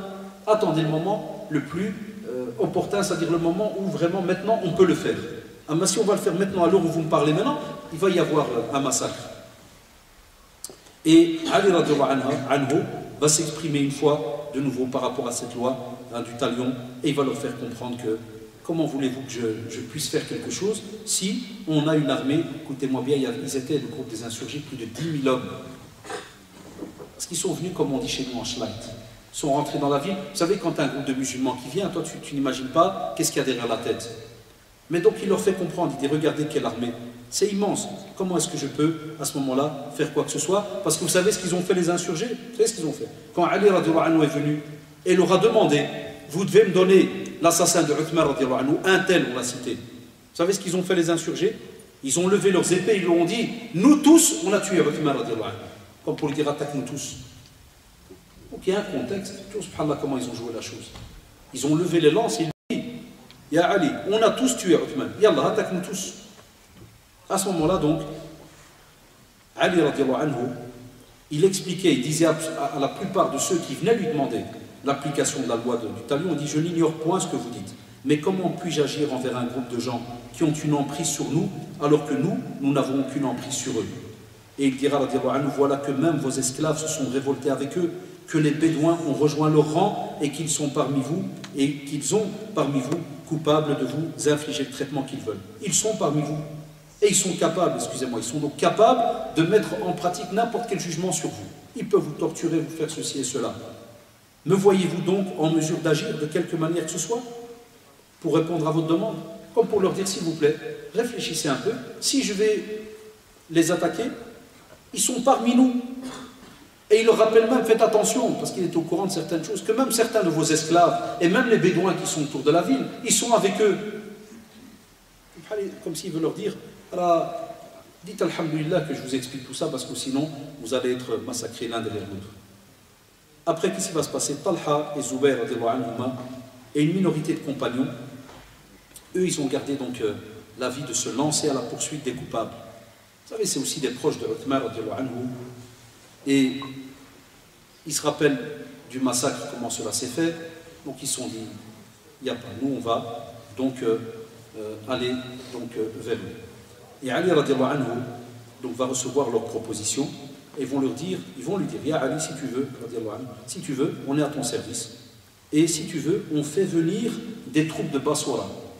Il y a toutes les armées du côté de Basora et aussi de Koufa. Parce que comme vous le savez, le groupe qui est sorti de Koufa, ce n'est pas tous les soldats qui étaient donc, comme on dit, dans la droiture comme il se doit. Il y a tout un groupe qui est resté encore là-bas et qui soutient encore les compagnons donc, du prophète sallallahu alayhi wa sallam. Et Ali radiallahu anhu, même comme ça, il va leur demander de patienter. Donc il va leur demander de patienter. Il va leur quand même se passer ce qui va se passer dans l'histoire. Il y aura la bataille du chameau. Talha et Zubayr vont quitter alors à ce moment la Médine en direction de la Mecque et Aïcha radiallahu anha, elle se trouvait donc justement à la Mecque, elle était venue accomplir le pèlerinage et à ce moment-là avec elle ils vont partir vers Bassora pour justement demander le prix du sang de Uthman radiallahu anhu. Donc chacune des parties va donc faire tout son propre effort d'interprétation et ils vont tous discuter entre eux. Ils vont tous se dire que voilà, on est dans notre droit, on n'est pas en train de faire quelque chose d'illicite, de haram, on demande, subhanallah, le sang d'un compagnon du prophète, de notre famille, calife, donc, machallah, il y a beaucoup de choses qui font qu'on ne peut pas nous dire non. À ce moment-là, ils vont se réunir donc à Basra et ils vont discuter entre eux. Il y aura donc Aïcha radiallahu anha, Abdullah ibn Zubayr, Talha, Zubayr ibn et d'autres compagnons. Et l'objectif qu'ils poursuivaient était justement de rappeler aux habitants de Basra la nécessité de collaborer avec eux, puisque Uthman, qui était aussi leur calife, a été donc assassiné. Et qu'en islam, on a le droit de demander donc la loi du talion à ce moment-là et cette vengeance qui doit être présente. À ce moment-là, Ali n'a pas eu le choix, il a envoyé donc toute une armée vers Basra. Pourquoi? Pas pour qu'il y ait une bataille entre musulmans. Et ce n'était pas, wallah, l'avis ni du groupe avec Aïcha, notre mère à tous. Rien du tout. Au contraire, c'était de nouveau pour essayer de trouver une réconciliation et de rassembler les musulmans autour d'un avis unique. Et rappelez-vous, c'était lequel? Attendez encore un peu. Ne vous lancez pas comme ça, dans une direction en pensant que ça va être facile. Il y aura des problèmes. À ce moment-là, ils vont se retrouver donc dans ce même lieu, là où il va y avoir la bataille du chameau, et les deux camps vont se retrouver face à face. Et chacun d'entre eux était déterminé donc, pour vraiment se lancer dans la bataille si jamais l'autre va l'attaquer. Parce que chacun, regardez de nouveau, lorsqu'on parle souvent d'efforts d'interprétation d'ijtihad, parce que chacun va essayer de réfléchir et de se dire, si moi je suis dans mon droit et qu'on m'attaque, ben je me défends. Et ce n'est pas avec une intention d'animosité, d'attaquer l'autre, bien que l'autre est non musulman, ceci, cela. C'est juste une intention de défense. Al-Qaqa ibn Amr, lui, va se rendre auprès d'Aïcha radiallahu anha. Il va lui dire, parce qu'il a envoyé de la part de Ali, c'est un messager, il va dire, mère des croyants, pour quelle raison es-tu venu dans cette région? Elle va lui dire, je suis venu dans le but de réconcilier les gens. Ensuite, il va aller voir Talha et Zubayr radiallahu anhu. Il va leur adresser la même question. Ils vont aussi lui dire, et nous sommes aussi venus que dans le but donc de réconcilier les gens. Donc ils vont, machallah, de nouveau commencer alors à discuter entre eux. Ça va se calmer, ils vont rediscuter entre eux. Et ils vont quand même se mettre d'accord, alhamdulillah, à la fin, que l'affaire va être laissée de nouveau entre les mains de Ali, radiallahu anhu. Mais il demande à Ali, radiallahu anhu, il dit, mais il faut absolument que tu montres, machallah, les efforts nécessaires pour l'exécution de la peine légale contre ces insurgés et ce qu'ils ont fait à Uthman radiallahu anhu. Et puis donc Al-Qaqa va retourner auprès de Ali radiallahu anhu, il va l'informer donc de l'accord qu'il y a eu entre eux. Et les gens étaient alors sur le point de revenir et d'arriver donc à cette réconciliation, à un point où Ali radiallahu anhu, devant le peuple là où il était, il va faire une allocution. Et il va, alhamdulillah, adresser des louanges à Allah subhanahu wa ta'ala pour le bienfait de l'apaisement et de l'entente qu'il va y avoir. Et il déclare qu'il s'apprêtait à prendre le départ le lendemain. Il dit voilà, alhamdoulilah, on revient à la réconciliation. Je vais donc retourner à Médine et les choses vont s'arrêter là. Mais qu'est-ce qui va se passer, subhanallah? On oublie qu'il y a un parasite qui était parmi eux. Abdullah ibn Saba, Yahoudi. Abdullah ibn Saba, vous vous rappelez, la tête des hypocrites. Celui-là, qu'est-ce qu'il fait? Abdullah, il vient et il les allume. Et il va leur dire, mais qu'est-ce que vous pensez de ce qui se passe là? Et Ibn Kathir, rahimahullah, il va donc faire une petite remarque par rapport à cela. Il va leur dire que si jamais il y a une attaque, si jamais vous voulez tous partir, qu'est-ce que vous en pensez? Faites attention. Qu'est-ce que vous avez comme idée derrière? Parce que maintenant, il y a une réconciliation. Et Roi, subhanallah, il sait très bien que les musulmans qui sont là ont donné normalement un avis, qui est qu'on va se réconcilier entre nous, c'est fini. Mais il vient quand même un peu pour allumer en disant, mais c'est un hypocrite, on n'a rien à faire du sang de Uthman. Mais c'est comme pour allumer, il dirait, et le sang de Uthman, c'est tout, c'est fini, vous l'avez laissé, vous l'avez oublié. Il veut rallumer de nouveau la flamme.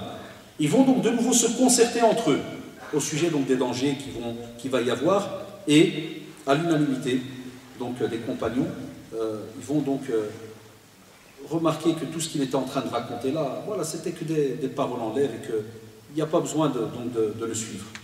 Mais il y a un qui va se lever et qui va crier, il va dire, faisons donc en sorte que Ali rejoigne Uthman. C'est là que va commencer les gros problèmes, c'est qu'on va vraiment commencer à dire à voix haute, qu'est-ce qu'il y a dans l'intention de certains hypocrites qui étaient cachés au sein des musulmans? C'est qu'un d'entre eux va leur dire, vous savez quoi, qu'est-ce qu'il y a, toutes ces histoires-là qu'il y a maintenant, venez, on tue aussi Ali, et comme ça il va rejoindre Uthman. À ce moment-là, Abdullah ibn Saba, il va les calmer. Les hypocrites, vous savez comment ils sont. Ils viennent voir la température, mais dès qu'ils voient que ça va chauffer, qu'ils vont eux-mêmes recevoir des tartes, ils recalment les gens. Et il va leur dire, non, non, non. Votre issue réside dans le fait de vous mêler à la masse.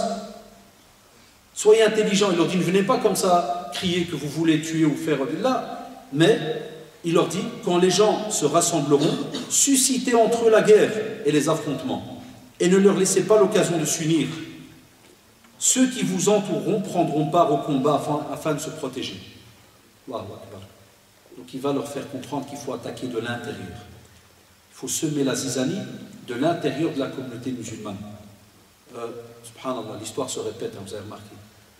À l'intérieur, comme on le voit maintenant dans certaines contrées, à l'intérieur des musulmans, eh bien, on va avoir des pseudo-musulmans qui vont allumer, oui, mais je ne vous fais pas de dessin, vous savez, ceux qui suivent un peu l'actualité. Alors, ils vont tous être d'accord par rapport donc à ce plan, et le jour donc suivant, Ali radiallahu anhu, lui, miskin saf, et pour lui, un accord a été fait, vous vous rappelez, hein, réconciliation, tout va bien, on va repartir.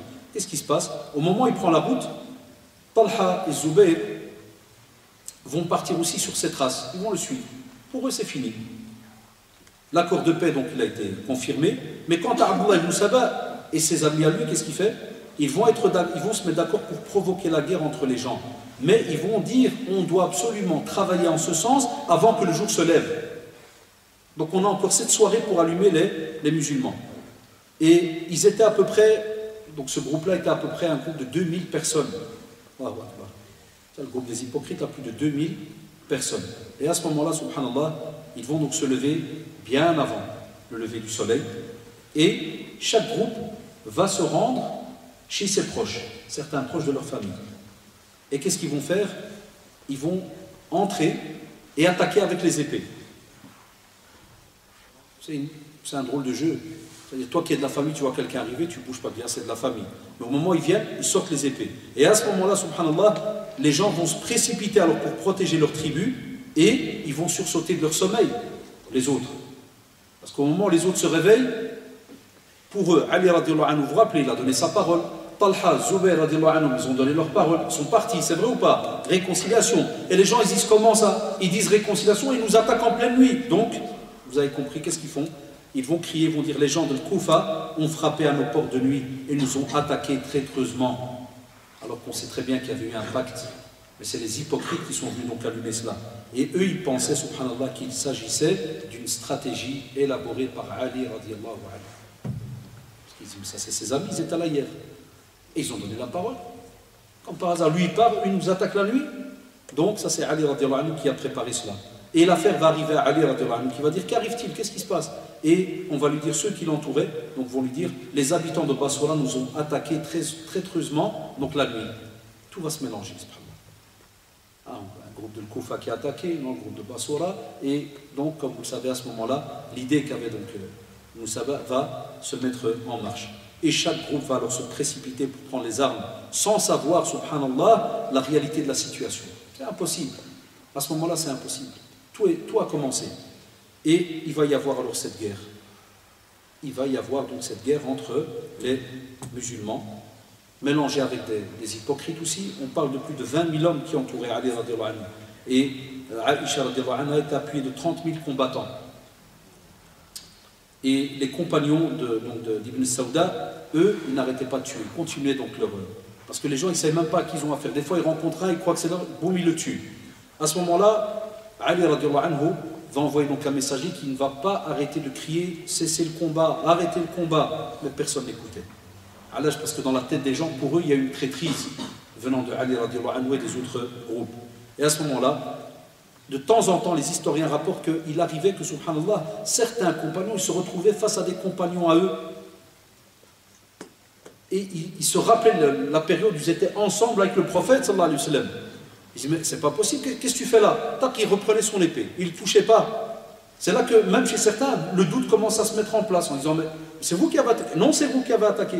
Et ils rebroussaient, donc ils reprenaient plutôt afouan, donc leur épée. Et c'est là que va trébucher donc la chamelle de Aïcha radiallahu anha, elle va être alors transportée, parce qu'ils sont dans un palanquin, vous savez, on mettait une genre de toute petite pièce, un petit cube là sur le chameau, où les femmes donc s'asseyaient. Elle va être transportée radiallahu anha un peu plus loin donc, du champ de bataille, et Ali radiallahu anha va venir donc la saluer et prendre de ses donc, nouvelles. Et pas comme disent certains que Aïcha radiallahu anha est venue attaquer Ali radiallahu anhu, et qu'elle a ceci et qu'elle a cela. Non, nous les gens de la sunna, on a alhamdoulilah nos historiens, on a nos chaînes de transmission, et voilà l'histoire comment elle s'est passée. Ali radiallahu anhu, on n'avait aucune animosité vis-à-vis d'Aïcha radiallahu anha, et ni Aïcha radiallahu anha n'avait de l'animosité vis-à-vis donc de Ali. Et Ali radiallahu anhu, parce que c'était leur manière de parler entre eux, il va lui dire comment vas-tu, mère des croyants, il va lui dire bien, il va dire qu'Allah te pardonne. Puis les notables parmi les gens vont venir, ils vont aussi la saluer, s'enquérir de ses donc, nouvelles. Et donc ça c'était des termes et des manières de parler, donc alhamdoulilah pour vouloir de la clémence à l'autre et ainsi de suite. Et Zubayr va aussi aller s'installer dans une vallée. Zubayr, quand il va voir ça, vous savez très bien, on l'a dit, il n'a rien à voir. Il parle, il se dit, moi je vais aller un peu plus loin, il va aller dans une vallée qu'on appelle donc Wadi Siba. Wadi Siba, il s'installe et il va se reposer. Et c'est là que Amr ibn Jurmuz va venir et va l'assassiner, un des insurgés. Autre chose, subhanallah. Les proches maintenant de la famille du Qasim vont commencer à être aussi assassinés, certains grands compagnons. Et donc, il va donc l'assassiner. Et qu'est-ce qu'il va faire, Adouallah? Il va lui couper la tête et il va la porter à Ali radiallahu anhu. Avec quelle intention? Il voulait se rapprocher de Ali radiallahu anhu pour lui montrer, regarde. Et Ali radiallahu anhu, quand il va voir cela, il va lui dire, j'ai entendu le prophète sallallahu alayhi wa sallam dire, annonce la bonne nouvelle du feu de l'enfer à celui qui tuera Ibn Safiya, c'est-à-dire Zubayr radiallahu anhu. Et Talha radiallahu anhu, il va être tué durant la bataille. Ce sont des grands compagnons du prophète sallallahu alayhi wa sallam qui ont combattu à ses côtés. Et on a des gens aujourd'hui qui les insultent et autres. Wallah, c'est grave, Allah. Il va être donc tué dans la bataille. Et le prophète sallallahu alayhi wa sallam avait dit à son sujet que Talha est un martyr qui marche sur terre. Radiallahu anhu.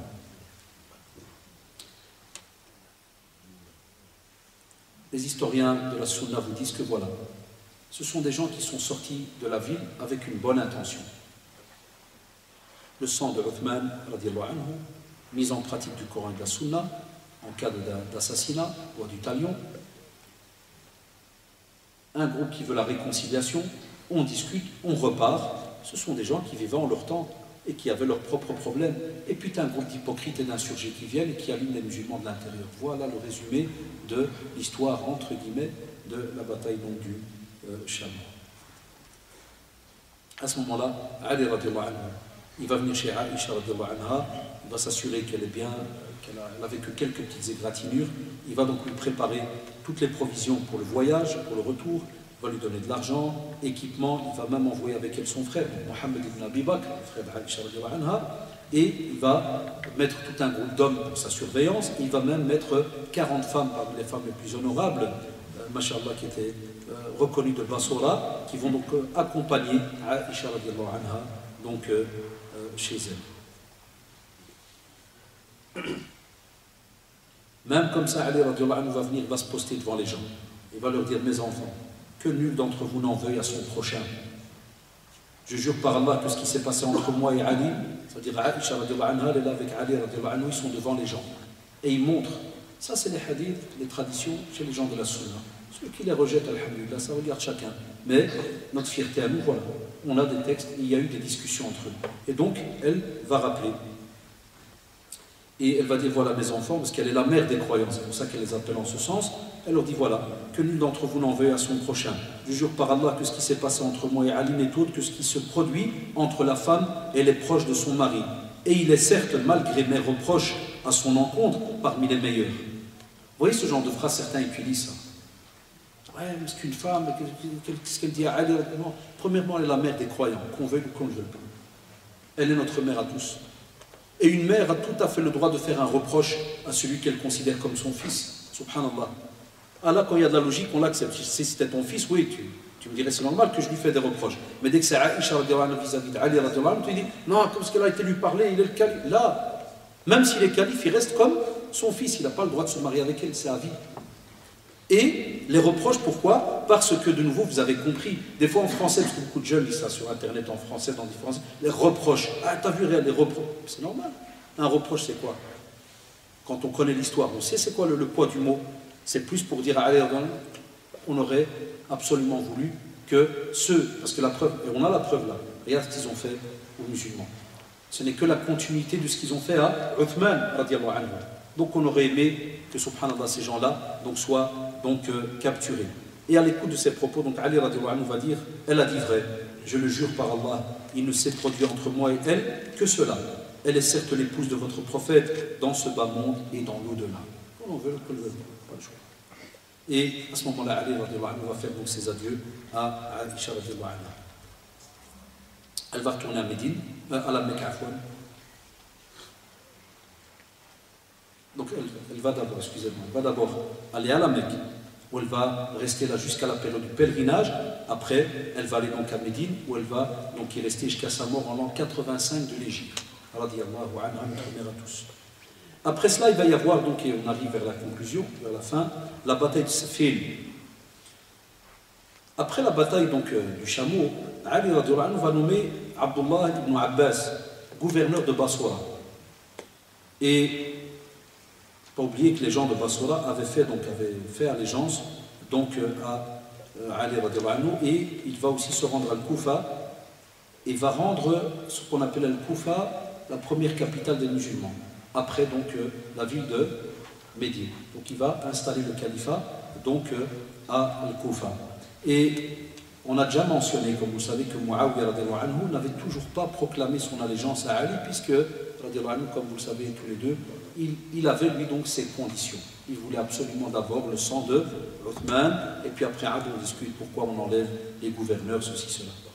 À ce moment-là, donc, Ali radiallahu anhu, une fois qu'il a été installé à Koufa, il va envoyer donc Jarir ibn Abdillah al-Bajali, radiallahu anhu. Il va envoyer donc Jarir chez, donc, au Sham, pour appeler Muawiyah radiallahu anhu à porter cet acte d'allégeance à Ali radiallahu anhu. Ali radiallahu anhu, il est tout à fait dans son droit. Pourquoi? Parce que dans la sunna, comme on l'a expliqué, quelqu'un qui désobéit au calife est quelqu'un qui, comme vous le savez, va sortir, entre guillemets, de ce que la sunna demande. Et aussi, il va donc d'office commencer à s'opposer aux ordres du calife, puisque un des ordres est justement de faire l'allégeance. Mais Muawiyah radiallahu anhu va refuser. Voilà, moi, mes conditions, vous les connaissez. Un autre ijtihad va apparaître. Et il est juste, parce que c'est un ijtihad qui émane d'un grand compagnon. C'est que Ali radiallahu anhu va alors considérer le refus de Muawiyah de proclamer donc, radiallahu anhu, l'allégeance comme un abandon du groupe. Et on sait alors qu'à ce moment-là, qu'en islam, le calife est en droit de user de tous les moyens pour ramener ce groupe vers le groupe des musulmans, vers l'unité. Voilà comment les choses se sont passées et se passent. À ce moment-là, Ali radiallahu anhu avait rassemblé ses troupes, justement pour réprimer tous les troubles qu'il y avait. Et aussi pour que tous les transgresseurs viennent à la raison et qu'on arrête de tout ce qui s'est passé. Mais Muawiyah radiallahu anhu, avec ceux qui étaient avec lui, donc il y avait toute une armée, eux, ils voulaient absolument donc la loi du talion. Et ils vont donc faire comprendre que voilà, tant qu'il n'y a pas moyen d'avoir cela, nous, il n'y a aucun donc, arrangement. Ali radiallahu anhu va prendre alors la décision de se rendre au Sham. Et il va se dire maintenant, cette fois-ci, il n'y a pas le choix, je dois absolument soumettre Muawiyah et son parti, donc pour qu'ils comprennent qu'ils doivent absolument me suivre en tant que calife. Al-Hassan, radiallahu anhu, qui est le fils de Ali, radiallahu anhu, va lui dire père, s'il te plaît, abandonne cette décision, car elle va causer l'effusion du sang des croyants. Elle va susciter aussi entre eux la discorde. Mais Ali radiallahu anhu n'accepta pas. Il resta ferme sur sa décision et il sortit donc en direction du Sham avec à peu près plus de 90 000 hommes pendant le mois de Dhul Hijjah de l'année 36 de l'Hégire. De nouveau, nous les jeunes, on n'a pas à dire oui, mais le sang des musulmans, pourquoi Ali radiallahu anhu est sorti? On a des fois des petits jeunes qui ouvrent les yeux dans la biographie comme Ali radiallahu anhu a tout à fait raison. Il y a des règles en religion et le calife il est là pour les mettre en pratique. On lui obéit. Et l'autre qui est en face donc a aussi des réactions. Muawiyah radiallahu anhu a des réactions qui peuvent aussi sembler normales pour lui. Donc ni on insulte l'un, ni on rabaisse l'un, ni on rabaisse l'autre. Mais il faut d'abord bien comprendre l'histoire pour des fois savoir comment est-ce qu'on décide comme ça certaines choses. Et ne pensez pas que c'est des choses qui sont décidées à la légère comme ça vite fait. Jamais, loin de là. Quand Muawiyah radiallahu anhu va apprendre la sortie de Ali, donc il va leur écrire, ce qui est normal, à ses troupes qui sont basées au Sham. Et il va leur dire voilà, sortez en direction de l'Euphrate, du côté de Safin, parce que voilà, il y a donc toute une armée qui arrive. Ils vont donc se rencontrer. Ils vont rester là près de 2 mois avec des envoyés qui sont chaque fois envoyés par les messagers. Hein. Il y a des jeunes qui jouent derrière. Essayez de rester concentrés, parce que ça dérange un peu vos amis. Je sais que tout le monde va vous regarder maintenant. Voilà, vous les stars de la soirée en quelques secondes. En sérieux, restez un peu tranquille, parce que je vois vos copains d'à côté, ils sont gênés, ils regardent, ils se retournent, les gars. Enfin, écoutez, je sais qu'il fait chaud, c'est une belle ambiance, c'est dans une mosquée, tranquille. Mais quand vous venez comme ça, spécialement avec des sujets comme ça, s'il vous plaît, prenez la peine, c'est rare qu'on les explique comme ça à l'aise, prenez la peine de garder ces détails, parce que, wallahi, spécialement ces derniers temps, les jeunes sont amenés des fois à débattre comme ça entre eux, et ils ne savent pas mettre des limites quand ils parlent. Et spécialement quand ils rentrent dans la vie des compagnons et qui commencent à entrer, on l'entend ces derniers temps, de nouveau ça revient, c'était calme pendant une période, alors que ça revient, l'insulte des compagnons, ceci, cela. Donc là, c'est des détails importants pour chacun d'entre nous. Donc Ali radiallahu anhu, il appelle alors Muawiyah et ses hommes, de nouveau, faites l'allégeance. Et il leur assure, il leur dit la loi du talion va être mise en pratique. Ça va venir en son temps, faites l'allégeance, comme ça on unit les musulmans. Et Muawiyah radiallahu anhu appelait Ali et lui disait moi, vous nous rattrapez les meurtriers de Uthman, parce qu'ils étaient, il ne faut pas oublier que Uthman, Muawiyah radiallahu anhu était son cousin du côté de son père, à Uthman radiallahu anhu. Et donc il dit moi je suis plus en droit de demander le sang de mon cousin et de ma famille. Et la bataille alors va débuter durant le mois de Dhul Hijjah, de l'an 36.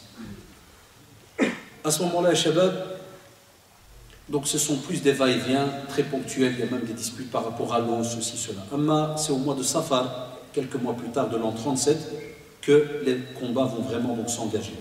Et ils vont s'étaler sur toute une semaine. Mais aucune partie ne va vraiment parvenir à s'imposer vis-à-vis de l'autre. Et après la mort, donc pendant ces petites attaques de temps en temps, il y a le grand compagnon que vous connaissez, Ammar ibn Yasir, radiallahu anhu jami'an. Il va mourir, il va être tué, il va mourir en martyr. Et à ce moment-là, les deux parties, subhanallah, vont de nouveau être réveillées, vont se dire, stop, on va s'accorder pour se mettre, subhanallah, à l'arrêt, et on va placer un arbitrage. Muawiyah radiallahu anhu va accepter cela, va même être réjoui de cela, et les Corans vont être levés au-dessus des lances, et on va faire cet appel. On va dire, voici le livre d'Allah entre nous et vous. Cette histoire de lances et de Coran qui vont être levés, certains vont, subhanallah, inventer 36 histoires, et vont dire que Muawiyah radiallahu anhu a arnaqué Uthman radiallahu anhu, et qu'ils ont fait semblant de lever des Corans, puis après ils ont attaqué, ils ont sauté dessus, et ils ont fait, moi, il m'interdit d'histoire. Les gens de la Sunna, mais tu me crois là-dessus, il n'y a rien de tout cela. Les deux étaient sincères, des deux côtés. Ils voulaient tous le bien pour la communauté. À ce moment-là, la guerre va se terminer, et le traité de l'arbitrage va être rédigé en l'an 37 de l'Hégire. À ce moment-là, Ali radiallahu anhu va choisir un compagnon qu'on connaît, Abu Musa al-Ash'ari radiallahu anhu. Et Muawiyah va choisir Amr ibn al-As. Donc Abu Musa al-Ash'ari pour donc Ali radiallahu anhu, et Amr ibn al-As va être choisi donc par Muawiyah. Et donc ils vont être les fameux arbitres pour mettre d'accord donc les musulmans sur une solution, et ils vont étudier l'affaire durant le mois de Ramadan. À ce moment-là, Ali radiallahu anhu, après qu'ils aient enterré les soldats qui ont été tués en martyrs, va reprendre la route vers Al-Koufa en compagnie des restes des troupes, et Muawiyah va retourner radiallahu anhu vers Damas. Arrivé la date de la réunion, au mois de Ramadan, comme on l'a dit, donc ils vont se rencontrer, et Muawiyah, quant à lui, donc va, rappelez-vous, envoyer Amr ibn al-As avec certains habitants du Sham. Abu Musa al-Ash'ari va être aussi présent à Koufa avec des habitants de Koufa, et ils vont donc se rencontrer et discuter. De nouveau, on va rencontrer d'autres histoires. Vous allez retrouver, c'est ce que ramènent certains sites qui sont des fois entre guillemets contre Al-Sunnah, et on va vous dire de nouveau, il va y avoir une deuxième arnaque, et ils vont faire semblant, ceux du côté de Muawiyah qui veulent la paix, mais ils vont s'attaquer ils vont faire à la kulli hal. La version authentique que nous on reprend chez Al-Sunnah wal Jama'a, c'est qu'ils se mirent d'accord pour que Ali et Muawiyah radiallahu anhu, ils abandonnent tous les deux le califat. Donc quand ils ont discuté, ils se sont dit, vous savez ce qu'il y a mieux à faire? Ali radiallahu anhu il est calife, Muawiyah lui dit radiallahu anhu qu'il n'y a pas d'allégeance, parce que ceci, parce que cela, on va tout reprendre à zéro. Et que l'affaire va être confiée à un groupe de compagnons. C'est-à-dire c'est un groupe de compagnons que spécialement ils ont mis dans l'accord, ceux que le prophète sallallahu alayhi wa sallam était satisfait au moment de son décès. Mais qu'est-ce qui va se passer? Va apparaître, Allahu Akbar, une autre épreuve, ce qu'on appelle les Khawarij. Les Kharijit, ils vont être rattachés à ce qu'on appelle une grande bataille catastrophique aussi pour les musulmans de Nahrawan. Qu'est-ce qu'ils font? Les Kharijites, c'est un groupe qui est sorti de l'armée de Ali, radiallahu anhu, alors qu'ils adhéraient à son parti. Et ils avaient pris part avec lui lors de la bataille du chameau et Safin. Ils étaient avec lui. Mais lorsque Ali, radiallahu anhu, a accepté la mise en place de l'arbitrage, ils n'ont pas aimé. Ils ont montré leur vrai visage. Ils ont dit non, on n'accepte pas. Et à ce moment-là, ils se sont révoltés contre Ali, radiallahu anhu, désobéissance, attaque et autres. Ils vont mener, subhanallah, une vie de perversion, ils vont attaquer aussi les musulmans, ils vont semer la terreur au sein de la population, et parmi les crimes qu'ils vont commettre, c'est le fait qu'ils rencontrent un jour Abdullah ibn Khabbab ibn al-Arad, radiallahu anhu, et ils vont l'interroger au sujet d'Abu Bakr, de Omar, de Uthman et de Ali, radiallahu anhu, jami'an. Et Miskin, radiallahu anhu, il va faire l'éloge des compagnons, il va leur dire c'était des gens bien, ils ne vont pas aimer cela. Ils vont le considérer comme donc mécréant, et ils vont l'égorger, comme on égorge, d'après la version, comme on égorge une brebis. Et ils vont éventrer son épouse, et ils vont même tuer certaines femmes et personnes qui étaient en sa compagnie. Donc ils vont les massacrer. À ce moment-là, Ali radiallahu anhu, quand il a pris cela, c'est tout. Il va renvoyer donc un émissaire. Regardez, tchouf, la clémence, la bonté qu'avaient les compagnons. Il ne va pas envoyer une armée pour les tuer. Là, il a envoyé un messager pour leur dire, voilà, vous avez tué, on doit discuter, qu'est-ce qui se passe? Vous savez ce qu'ils ont fait? Même le messager, ils l'ont tué. Ils l'ont massacré. À ce moment-là, Ali radiallahu anhu, il prépare alors une armée, il va les rencontrer à Nahrawan, et il va entrer encore une deuxième fois. Regardez, ça c'est des arguments d'une autre manière, pour des fois, entre guillemets, quand les non-musulmans disent souvent, les musulmans c'est direct l'épée, ceci, cela. Wallahi, jamais. Donc regardez, premier messager envoyé, il est tué. Alors que dans les pactes, jamais on touche un messager. Vous vous rappelez, on l'a dit, hein, dans les califes qu'on a expliqués, qu'on a raconté. Et il va quand même faire une deuxième négociation avec eux. Et il va leur demander, il va leur dire, livrez-moi les meurtriers de Abdullah ibn Khabbab. Ils vont lui dire, rappelez-vous les premiers hypocrites, là, les insurgés qui avaient tué Uthman anhu, et qui avaient tué d'autres compagnons. Vous vous rappelez quand ils sont venus et qu'ils ont dit, on l'a tous tué. Eh bien ceux-là, ils ont fait la même chose. Ils lui ont dit, nous sommes tous impliqués dans sa mort. À ce moment-là, donc, ils vont s'attaquer ensuite à son armée et ils vont être les premiers à engager le combat, les Khawarij. Ils étaient à peu près 4000 combattants, alors que l'armée d'Ali radiallahu anhu, elle était à peu près de plus de 70 000 hommes. Même comme ça, Ali radiallahu anhu, alors que les rangs sont en train de se former, certains ils ne voulaient pas combattre, même Ali radiallahu anhu, il ne voulait pas les combattre spécialement. Et il va quand même leur dire, même à la dernière minute, il va leur dire que quiconque s'avancera jusqu'à cet étendard, il va placer un étendard, il va lui dire celui qui s'avance jusqu'à cet étendard, il est en sécurité. Quiconque entre Al-Koufa, il revient à Al-Koufa, il est en sécurité. Et quiconque retourne à Al-Madaïn, il est aussi en sécurité. Ça veut dire celui qui retourne chez lui, il est en sécurité. Alors qu'il avait, vous avez vu le chiffre, plus de 70 000, et moyen qu'il les massacrait par là.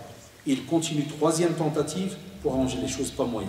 À ce moment-là, il n'y a seulement qu'un petit groupe de l'armée qui va donc quitter. Il y a une version qui parle de plus de la moitié de l'armée, donc qui va leur quitter, de Khawarij, qui va retourner chez elle, et environ 2000 combattants qui vont rester à leur poste.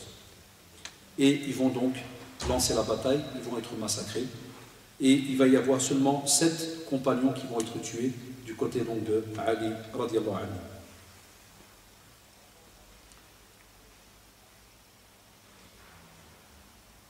Astaghfirullah, il y a un hadith, subhanallah, authentique, rapporté par le Bukhari et Muslim, c'est une parenthèse, qui nous parle d'Al-Khawarij. Il te dit que le prophète en a parlé. Il dit très rapidement, il a donc des compagnons, et comparé à eux, donc le prophète me dit, l'un de vous croira que sa prière ainsi que son jeûne sont insignifiants, sont des gens qui récitent le Coran, mais leur récitation ne s'élève guère au-delà de leur clavicule. Ils sortiront de la religion comme une flèche d'un gibier. Leur signe par lequel on pourra les reconnaître sera un homme noir dont l'un des deux membres ressemble au sein d'une femme ou à un morceau de chair qui tressaille. Ces hommes arriveront en un temps où les gens seront divisés. Et Abu Sa'id il dit, j'atteste wallahi que j'ai entendu le hadith de la bouche du prophète sallallahu alayhi wa sallam, et j'atteste que Ali ibn Abi Talib les a combattus alors que j'étais en sa compagnie. Et à ce moment-là, Ali va ordonner qu'on lui apporte l'homme en question. J'ai cité la tradition pour dire, même aujourd'hui, on en a. Des personnes, ils peuvent être à tes côtés, lecture du Coran, tout ce que tu mets, ils ont une haine vis-à-vis des musulmans, ça qui est étonnant. Il y a des jeunes aujourd'hui, hein, ils ont une haine vis-à-vis du musulman alors qu'il est musulman, mais une haine incroyable. Si vous pouvez le tuer, ils le tuent. Même vis-à-vis de certains savants, subhanallah al-adim. Ça c'est étonnant, wallahi. Comme on le voit des fois même en Arabie, où ils sont capables de venir tuer un savant, d'attaquer une mosquée ou des choses. Allahu Akbar, c'est incroyable. Là, il y a des gens qui ont cette théorie-là, qui estiment que même si tu es musulman, tu as fait une faute, tu es kafir, on te tue. Mais le kafir, il ne le tue pas, il est déjà dans le kufr. Drôle de théorie, incroyable. Donc, ils vont lui apporter l'homme en question, et justement, Ali radhiyallahu anhu va remarquer qu'il était la description que le prophète sallallahu alayhi wa sallam avait donc fait de celui qui serait donc avec eux. À ce moment-là, les Kharijites, comme ils ont perdu la guerre, ceux qui ont quitté Nahrawan, eh bien, leur haine, vous vous rappelez qu'il y a tout un groupe qui est parti, leur haine va augmenter. À ce moment-là, il va y avoir des pourparlers entre Ali et Muawiyah, de nouveau, ils vont encore échouer. Muawiyah va s'emparer de l'Égypte, et il va mettre donc Amr ibn al-As, vous vous rappelez son envoyé, il va le mettre donc à la gouvernance, et à la fin, Muawiyah va écrire à Ali, il va dire, si tu es d'accord, l'Irak est à toi et le Sham est à moi, à condition que tu fasses cesser la rencontre des épées au sein de cette nation et que tu empêches l'effusion du sang des musulmans. Petite parenthèse, l'empereur byzantin, vous vous rappelez que Byzance, elle avait été reprise toute une partie, il y avait toute une guerre qui s'était passée. Lui, je ne sais pas comment on les appelle, quand il a remarqué que les musulmans, entre guillemets, s'entretuaient entre eux, il a dit, je vais profiter de ce qui se passe entre les musulmans, je vais les attaquer. Muawiyah a pris la nouvelle il va dire une belle phrase, il va lui dire, si tu as pris la décision, et à toi l'empereur byzantin, ferme d'accomplir ton dessein de venir donc nous attaquer, sache que je jure par Allah de me réconcilier avec mon compagnon Ali, puis c'est une armée dont je constituerai le premier bataillon qui se dirigera vers toi.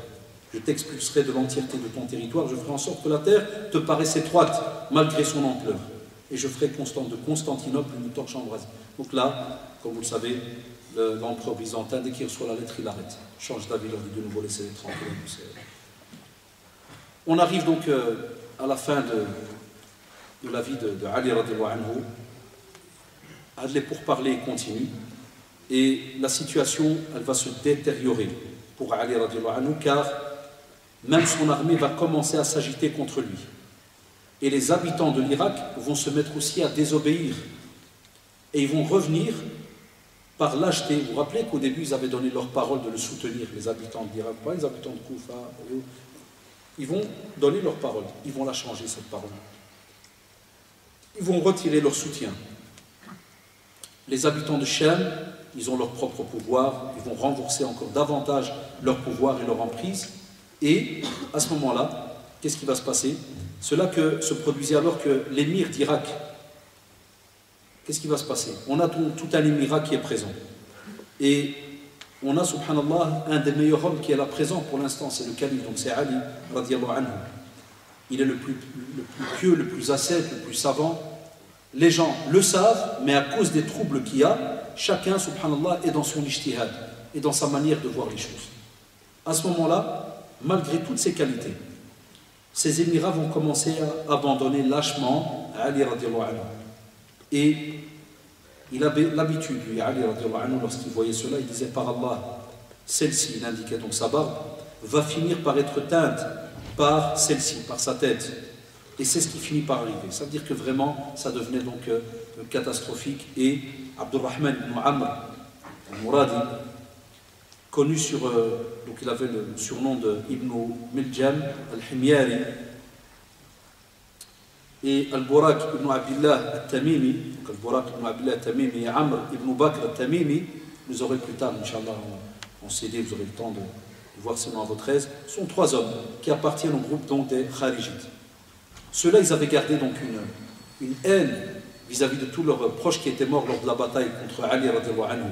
Qu'est-ce qu'ils vont faire alors à ce moment-là? Ils vont se dire, pourquoi ne pas vendre nos âmes pour une noble cause, en nous rendant auprès de ces imams de l'égarement pour les tuer,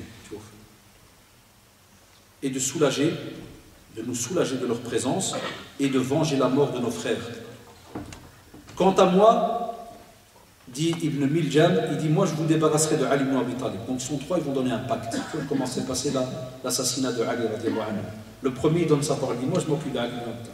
Le deuxième, il dit, moi je m'occupe de Muawiyah radiallahu anhu. Moi je le tue, Muawiyah, donc toi tu tues Ali radiallahu anhu, et Al-Burak. Et Amr ibn Bakr, lui dit, et moi, je vais assassiner qui? Le troisième qui reste, Amr ibn al-As, qui était du côté de l'Égypte. Il dit, moi chacun d'entre nous va tuer un de ces trois grands qui est respecté et suivi. Ils vont faire le serment entre eux, prendre l'engagement. Qu'est-ce qui va se passer à ce moment-là? Ils vont saisir leurs épées, ils vont empoisonner les épées, ils vont mettre du poison dans leurs épées, et ils vont se donner rendez-vous le 17 du mois de Ramadan. Pendant le mois de Ramadan, ils savent très bien que le musulman est dans un autre état d'esprit. Et ils vont donc passer la nuit à l'endroit où la victime, elle vit. Donc chacun va se déplacer vers là où, par exemple, Ali radiallahu anhu, il vit à tel endroit, ils vont se déplacer et il va donc vivre pas très loin, par exemple, de Ali. Quant à Ibn Miljam, il va se rendre à Koufa, où il va rentrer de manière anonyme, sans même avoir prévenu ses compagnons parmi les Kharijites. Ils ne savent même pas ce qu'il va faire. Donc ils ont fait un système que personne ne soit au courant de ce plan, pour pas qu'il y ait de fuite. Et la nuit précédant le vendredi, donc 17 qu'on a dit tout à l'heure du mois de Ramadan, il va s'asseoir en face du porche par lequel Ali radiallahu anhu il venait. Comme ça, il va se mettre sur son chemin, il va attendre que Ali radiallahu anhu. Et lorsque Ali radiallahu anhu va sortir, il se mit donc, comme à son habitude, à réveiller les gens pour la prière. Tu vois les vrais émirs. Il vient, il réveille les gens donc pour la prière. Et il disait la prière. Et c'est là que Ibn Miljam va lui porter un coup sur la tête, juste au-dessus du front, en disant, le pouvoir revient à Allah seul et non à toi, Ali, ou à tes amis. C'est un micmac de dingue. Donc ils reconnaissent Allah, subhanahu wa ta'ala, mais leurs actes sont des actes de mécréance. Donc il va frapper Ali radiallahu anhu. Donc le sang va couler alors sur sa barbe. Rappelez-vous la phrase qu'il disait par rapport à sa tête et sa barbe. Et il va lancer l'appel, il va crier à Ali radiallahu anhu, parce qu'il ne va pas être tué à ce moment-là même. Il va leur dire attrapez-le, attrapez-le. Il va être arrêté. Et Ali donc radiallahu anhu va demander donc à ce qu'un compagnon donc, dirige la prière. Donc Ju'ada ibn Hubayra ibn Abi Wahb va diriger donc lui la prière. Et Ali radiallahu anhu à ce moment-là va être emmené chez lui, va déclarer si je meurs, écoutez bien, si je meurs, vous le tuez. Et si je survis, je sais ce que je vais faire de lui. À ce moment-là, Ali radiallahu anhu va faire ses recommandations à Hassan et Hussein et il va leur dire Ibn Abdul Muttalib, ne faites pas couler le sang des musulmans sous prétexte que l'émir des croyants est assassiné. Toujours vouloir l'unité des musulmans. Dire à ses enfants, c'est pas parce que j'ai été assassiné que vous aussi vous allez demander le sang. Abadan, le prix du sang. Là, j'insiste, seul mon meurtrier doit être mis à mort pour m'avoir tué. Attendez de voir si je succombe au coup qu'il m'a porté. Et si ce n'est pas le cas, et si jamais c'est le cas, Afwan, infligez-lui alors un coup. Comme il m'a fait, un coup. Pas venir lui faire du mal ou quelque chose d'autre ou quoi que ce soit, ou une vengeance grave, parce qu'il dit, et ne vous vengez pas en lui faisant subir un châtiment exemplaire. Abadan, car j'ai entendu, regardez la sunna, j'ai entendu le prophète sallallahu alayhi wa sallam dire, je vous mets en garde contre le fait de vous venger en infligeant un châtiment exemplaire. Subhanallah.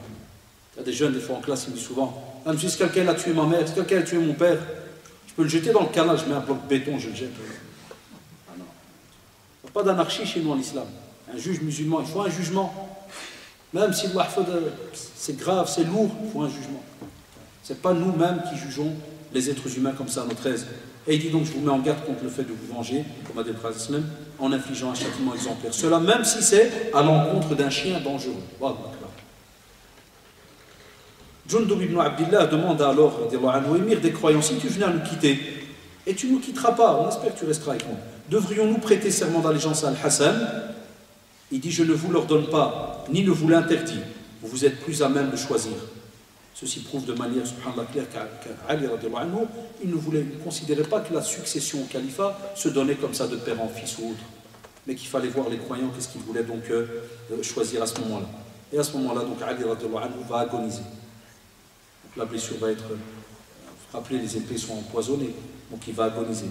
Et il va commencer à répéter la shahada. Donc la ilaha illallah, il répétait très souvent la ilaha illallah, jusqu'à ce que sa langue va s'arrêter donc de prononcer quoi que ce soit et donc va mourir. Radiallahu anhu, Al-Hassan, Al-Hussein et Abdullah ibn Ja'far, radiallahu anhu jami'an, donc vont le laver et c'est son fils Al-Hassan qui va diriger donc la prière, radiallahu anhu, mortuaire sur lui et il va être ensuite enterré dans la demeure donc du califat à Al-Koufa. Petite parenthèse, Ibn Miljam, c'est Al-Hassan radiallahu anhu qui va donc l'exécuter. Et sa dépouille va être brûlée. Et Al-Buraq, vous vous rappelez At-Tamimi, lui va se diriger quant à lui vers Muawiyah. Vous vous rappelez, il avait juré de tuer Muawiyah radiallahu anhu. Durant la même nuit, il va lui porter un coup. Mais Muawiyah radiallahu anhu va survivre au coup qu'il va recevoir, suite à des traitements qui vont lui être donnés. Et quant à Amr ibn al-As, Allah subhanahu wa ta'ala fait que ce jour-là, il était malade, radiallahu anhu. Et donc il ne va pas sortir pour accomplir la prière en commun. Il va demander à Kharija ibn Hudhafa, un autre compagnon, d'aller faire la prière. Donc il était le chef de la police. Comme il y avait donc toute une brigade aussi en ce temps-là qui commence à être installée. Il va lui dire donc de faire la prière à la tête donc des musulmans. Et Al-Buraq qui va croire que c'est Amr ibn al-As et il va le tuer. Et lorsqu'on va le saisir, on va l'amener à Amr ibn al-As. Il va être étonné. Il va dire, mais qui donc est-ce que j'ai assassiné? Alors j'ai tué qui? Il va dire, tu as tué Kharija. Et à ce moment-là, il va dire, j'étais persuadé que c'était toi. Et donc Amr al-As lui répondit alors par cette célèbre parole qui devint par la suite un dicton. Il va lui dire, tu voulais Amr, mais Allah a voulu Kharija. Puis il va ordonner donc qu'il soit donc, tué. Le même jour de l'assassinat d'Ali, donc le vendredi, 17 de l'an 40 de l'Hégire. À ce moment-là, les gens vont se diriger vers Al-Hassan ibn Ali, radiallahu anhu, ils vont lui prêter donc le serment d'allégeance pour le califat. Mais Al-Hassan radiallahu anhu va rester calife que 6 mois, et ça c'est une autre l'histoire, Inch'Allah. Qu'Allah subhanahu wa ta'ala fasse que l'on soit, Inch'Allah, donc dans le paradis, en présence de tous ses compagnons. On a fait donc, alhamdulillah, aujourd'hui, on termine donc les 4 califes bien guidés que l'on a donc étudiés dans ce qu'on appelle un exposé comme ça résumé. Il y a beaucoup plus de détails, parce qu'il y a des fois dans certains ouvrages, toutes des discussions entre les compagnons, califes et autres. Moi ici, bon, vous savez très bien, en 1 heure et quelques, on essaie juste de vous résumer pour que vous ayez une idée, parce que j'ai remarqué ces derniers temps que les jeunes, spécialement depuis qu'on est dans l'enseignement, on voit des choses qu'on ne voit pas, spécialement quand on travaille dans un bureau, ou des jeunes qui viennent avec des drôles de questions. Oui, mais on m'a dit que... Et ils parlent des compagnons, comme s'ils parlaient d'un pote du quartier. Ça fait mal au cœur. D'arriver à ce niveau de bassesse, et on ne peut pas comme ça rester tout le temps silencieux par rapport à cela. Quelle fierté on a si on ne défend pas nos compagnons. Donc c'est pour cela qu'on a, avec les frères, les responsables de la mosquée, pour leur confiance, fait donc ces 4 califes bien guidés. Et j'espère que cela vous a un peu rajouté quelques petites informations. Ceux qui parmi vous sont des spécialistes de la lecture, alhamdoulilah, ce n'est qu'un rappel pour eux. Et ceux qui n'avaient peut-être jamais encore entendu parler de cela, apprenez des leçons de ces nobles personnes qui ont gravité autour du prophète, qui ont gagné le paradis et qui restent et resteront jusqu'à la fin de notre temps. Inch'Allah, donc un exemple pour nous. Allahumma arina al-haqqa haqqan warzuqna ittiba'ah. Allahumma arina al-haqqa haqqan warzuqna ittiba'ah. Wa arina al-batila batilan warzuqna ijtinabah. Wa arina al-batila batilan warzuqna ijtinabah. Allahumma innaka afuun karim tuhibbu al-afwa fa'fu 'anna. Allahumma innaka afuun karim tuhibbu al-afwa fa'fu 'anna. اللهم اهد شبابنا اللهم اهد شبابنا اللهم وفقنا لما تحبه وترضاه اللهم وفقنا لما تحبه وترضاه اللهم ارحم والدينا اللهم ارحم والدينا وارحم مشايخنا اللهم ارحم مشايخنا ربنا آتنا في الدنيا حسنة وفي الآخرة حسنة وقنا عذاب النار سبحانك اللهم وبحمدك أشهد أن لا إله إلا أنت أستغفرك وأتوب إليك سبحان ربك رب العزة عما يصفون وسلام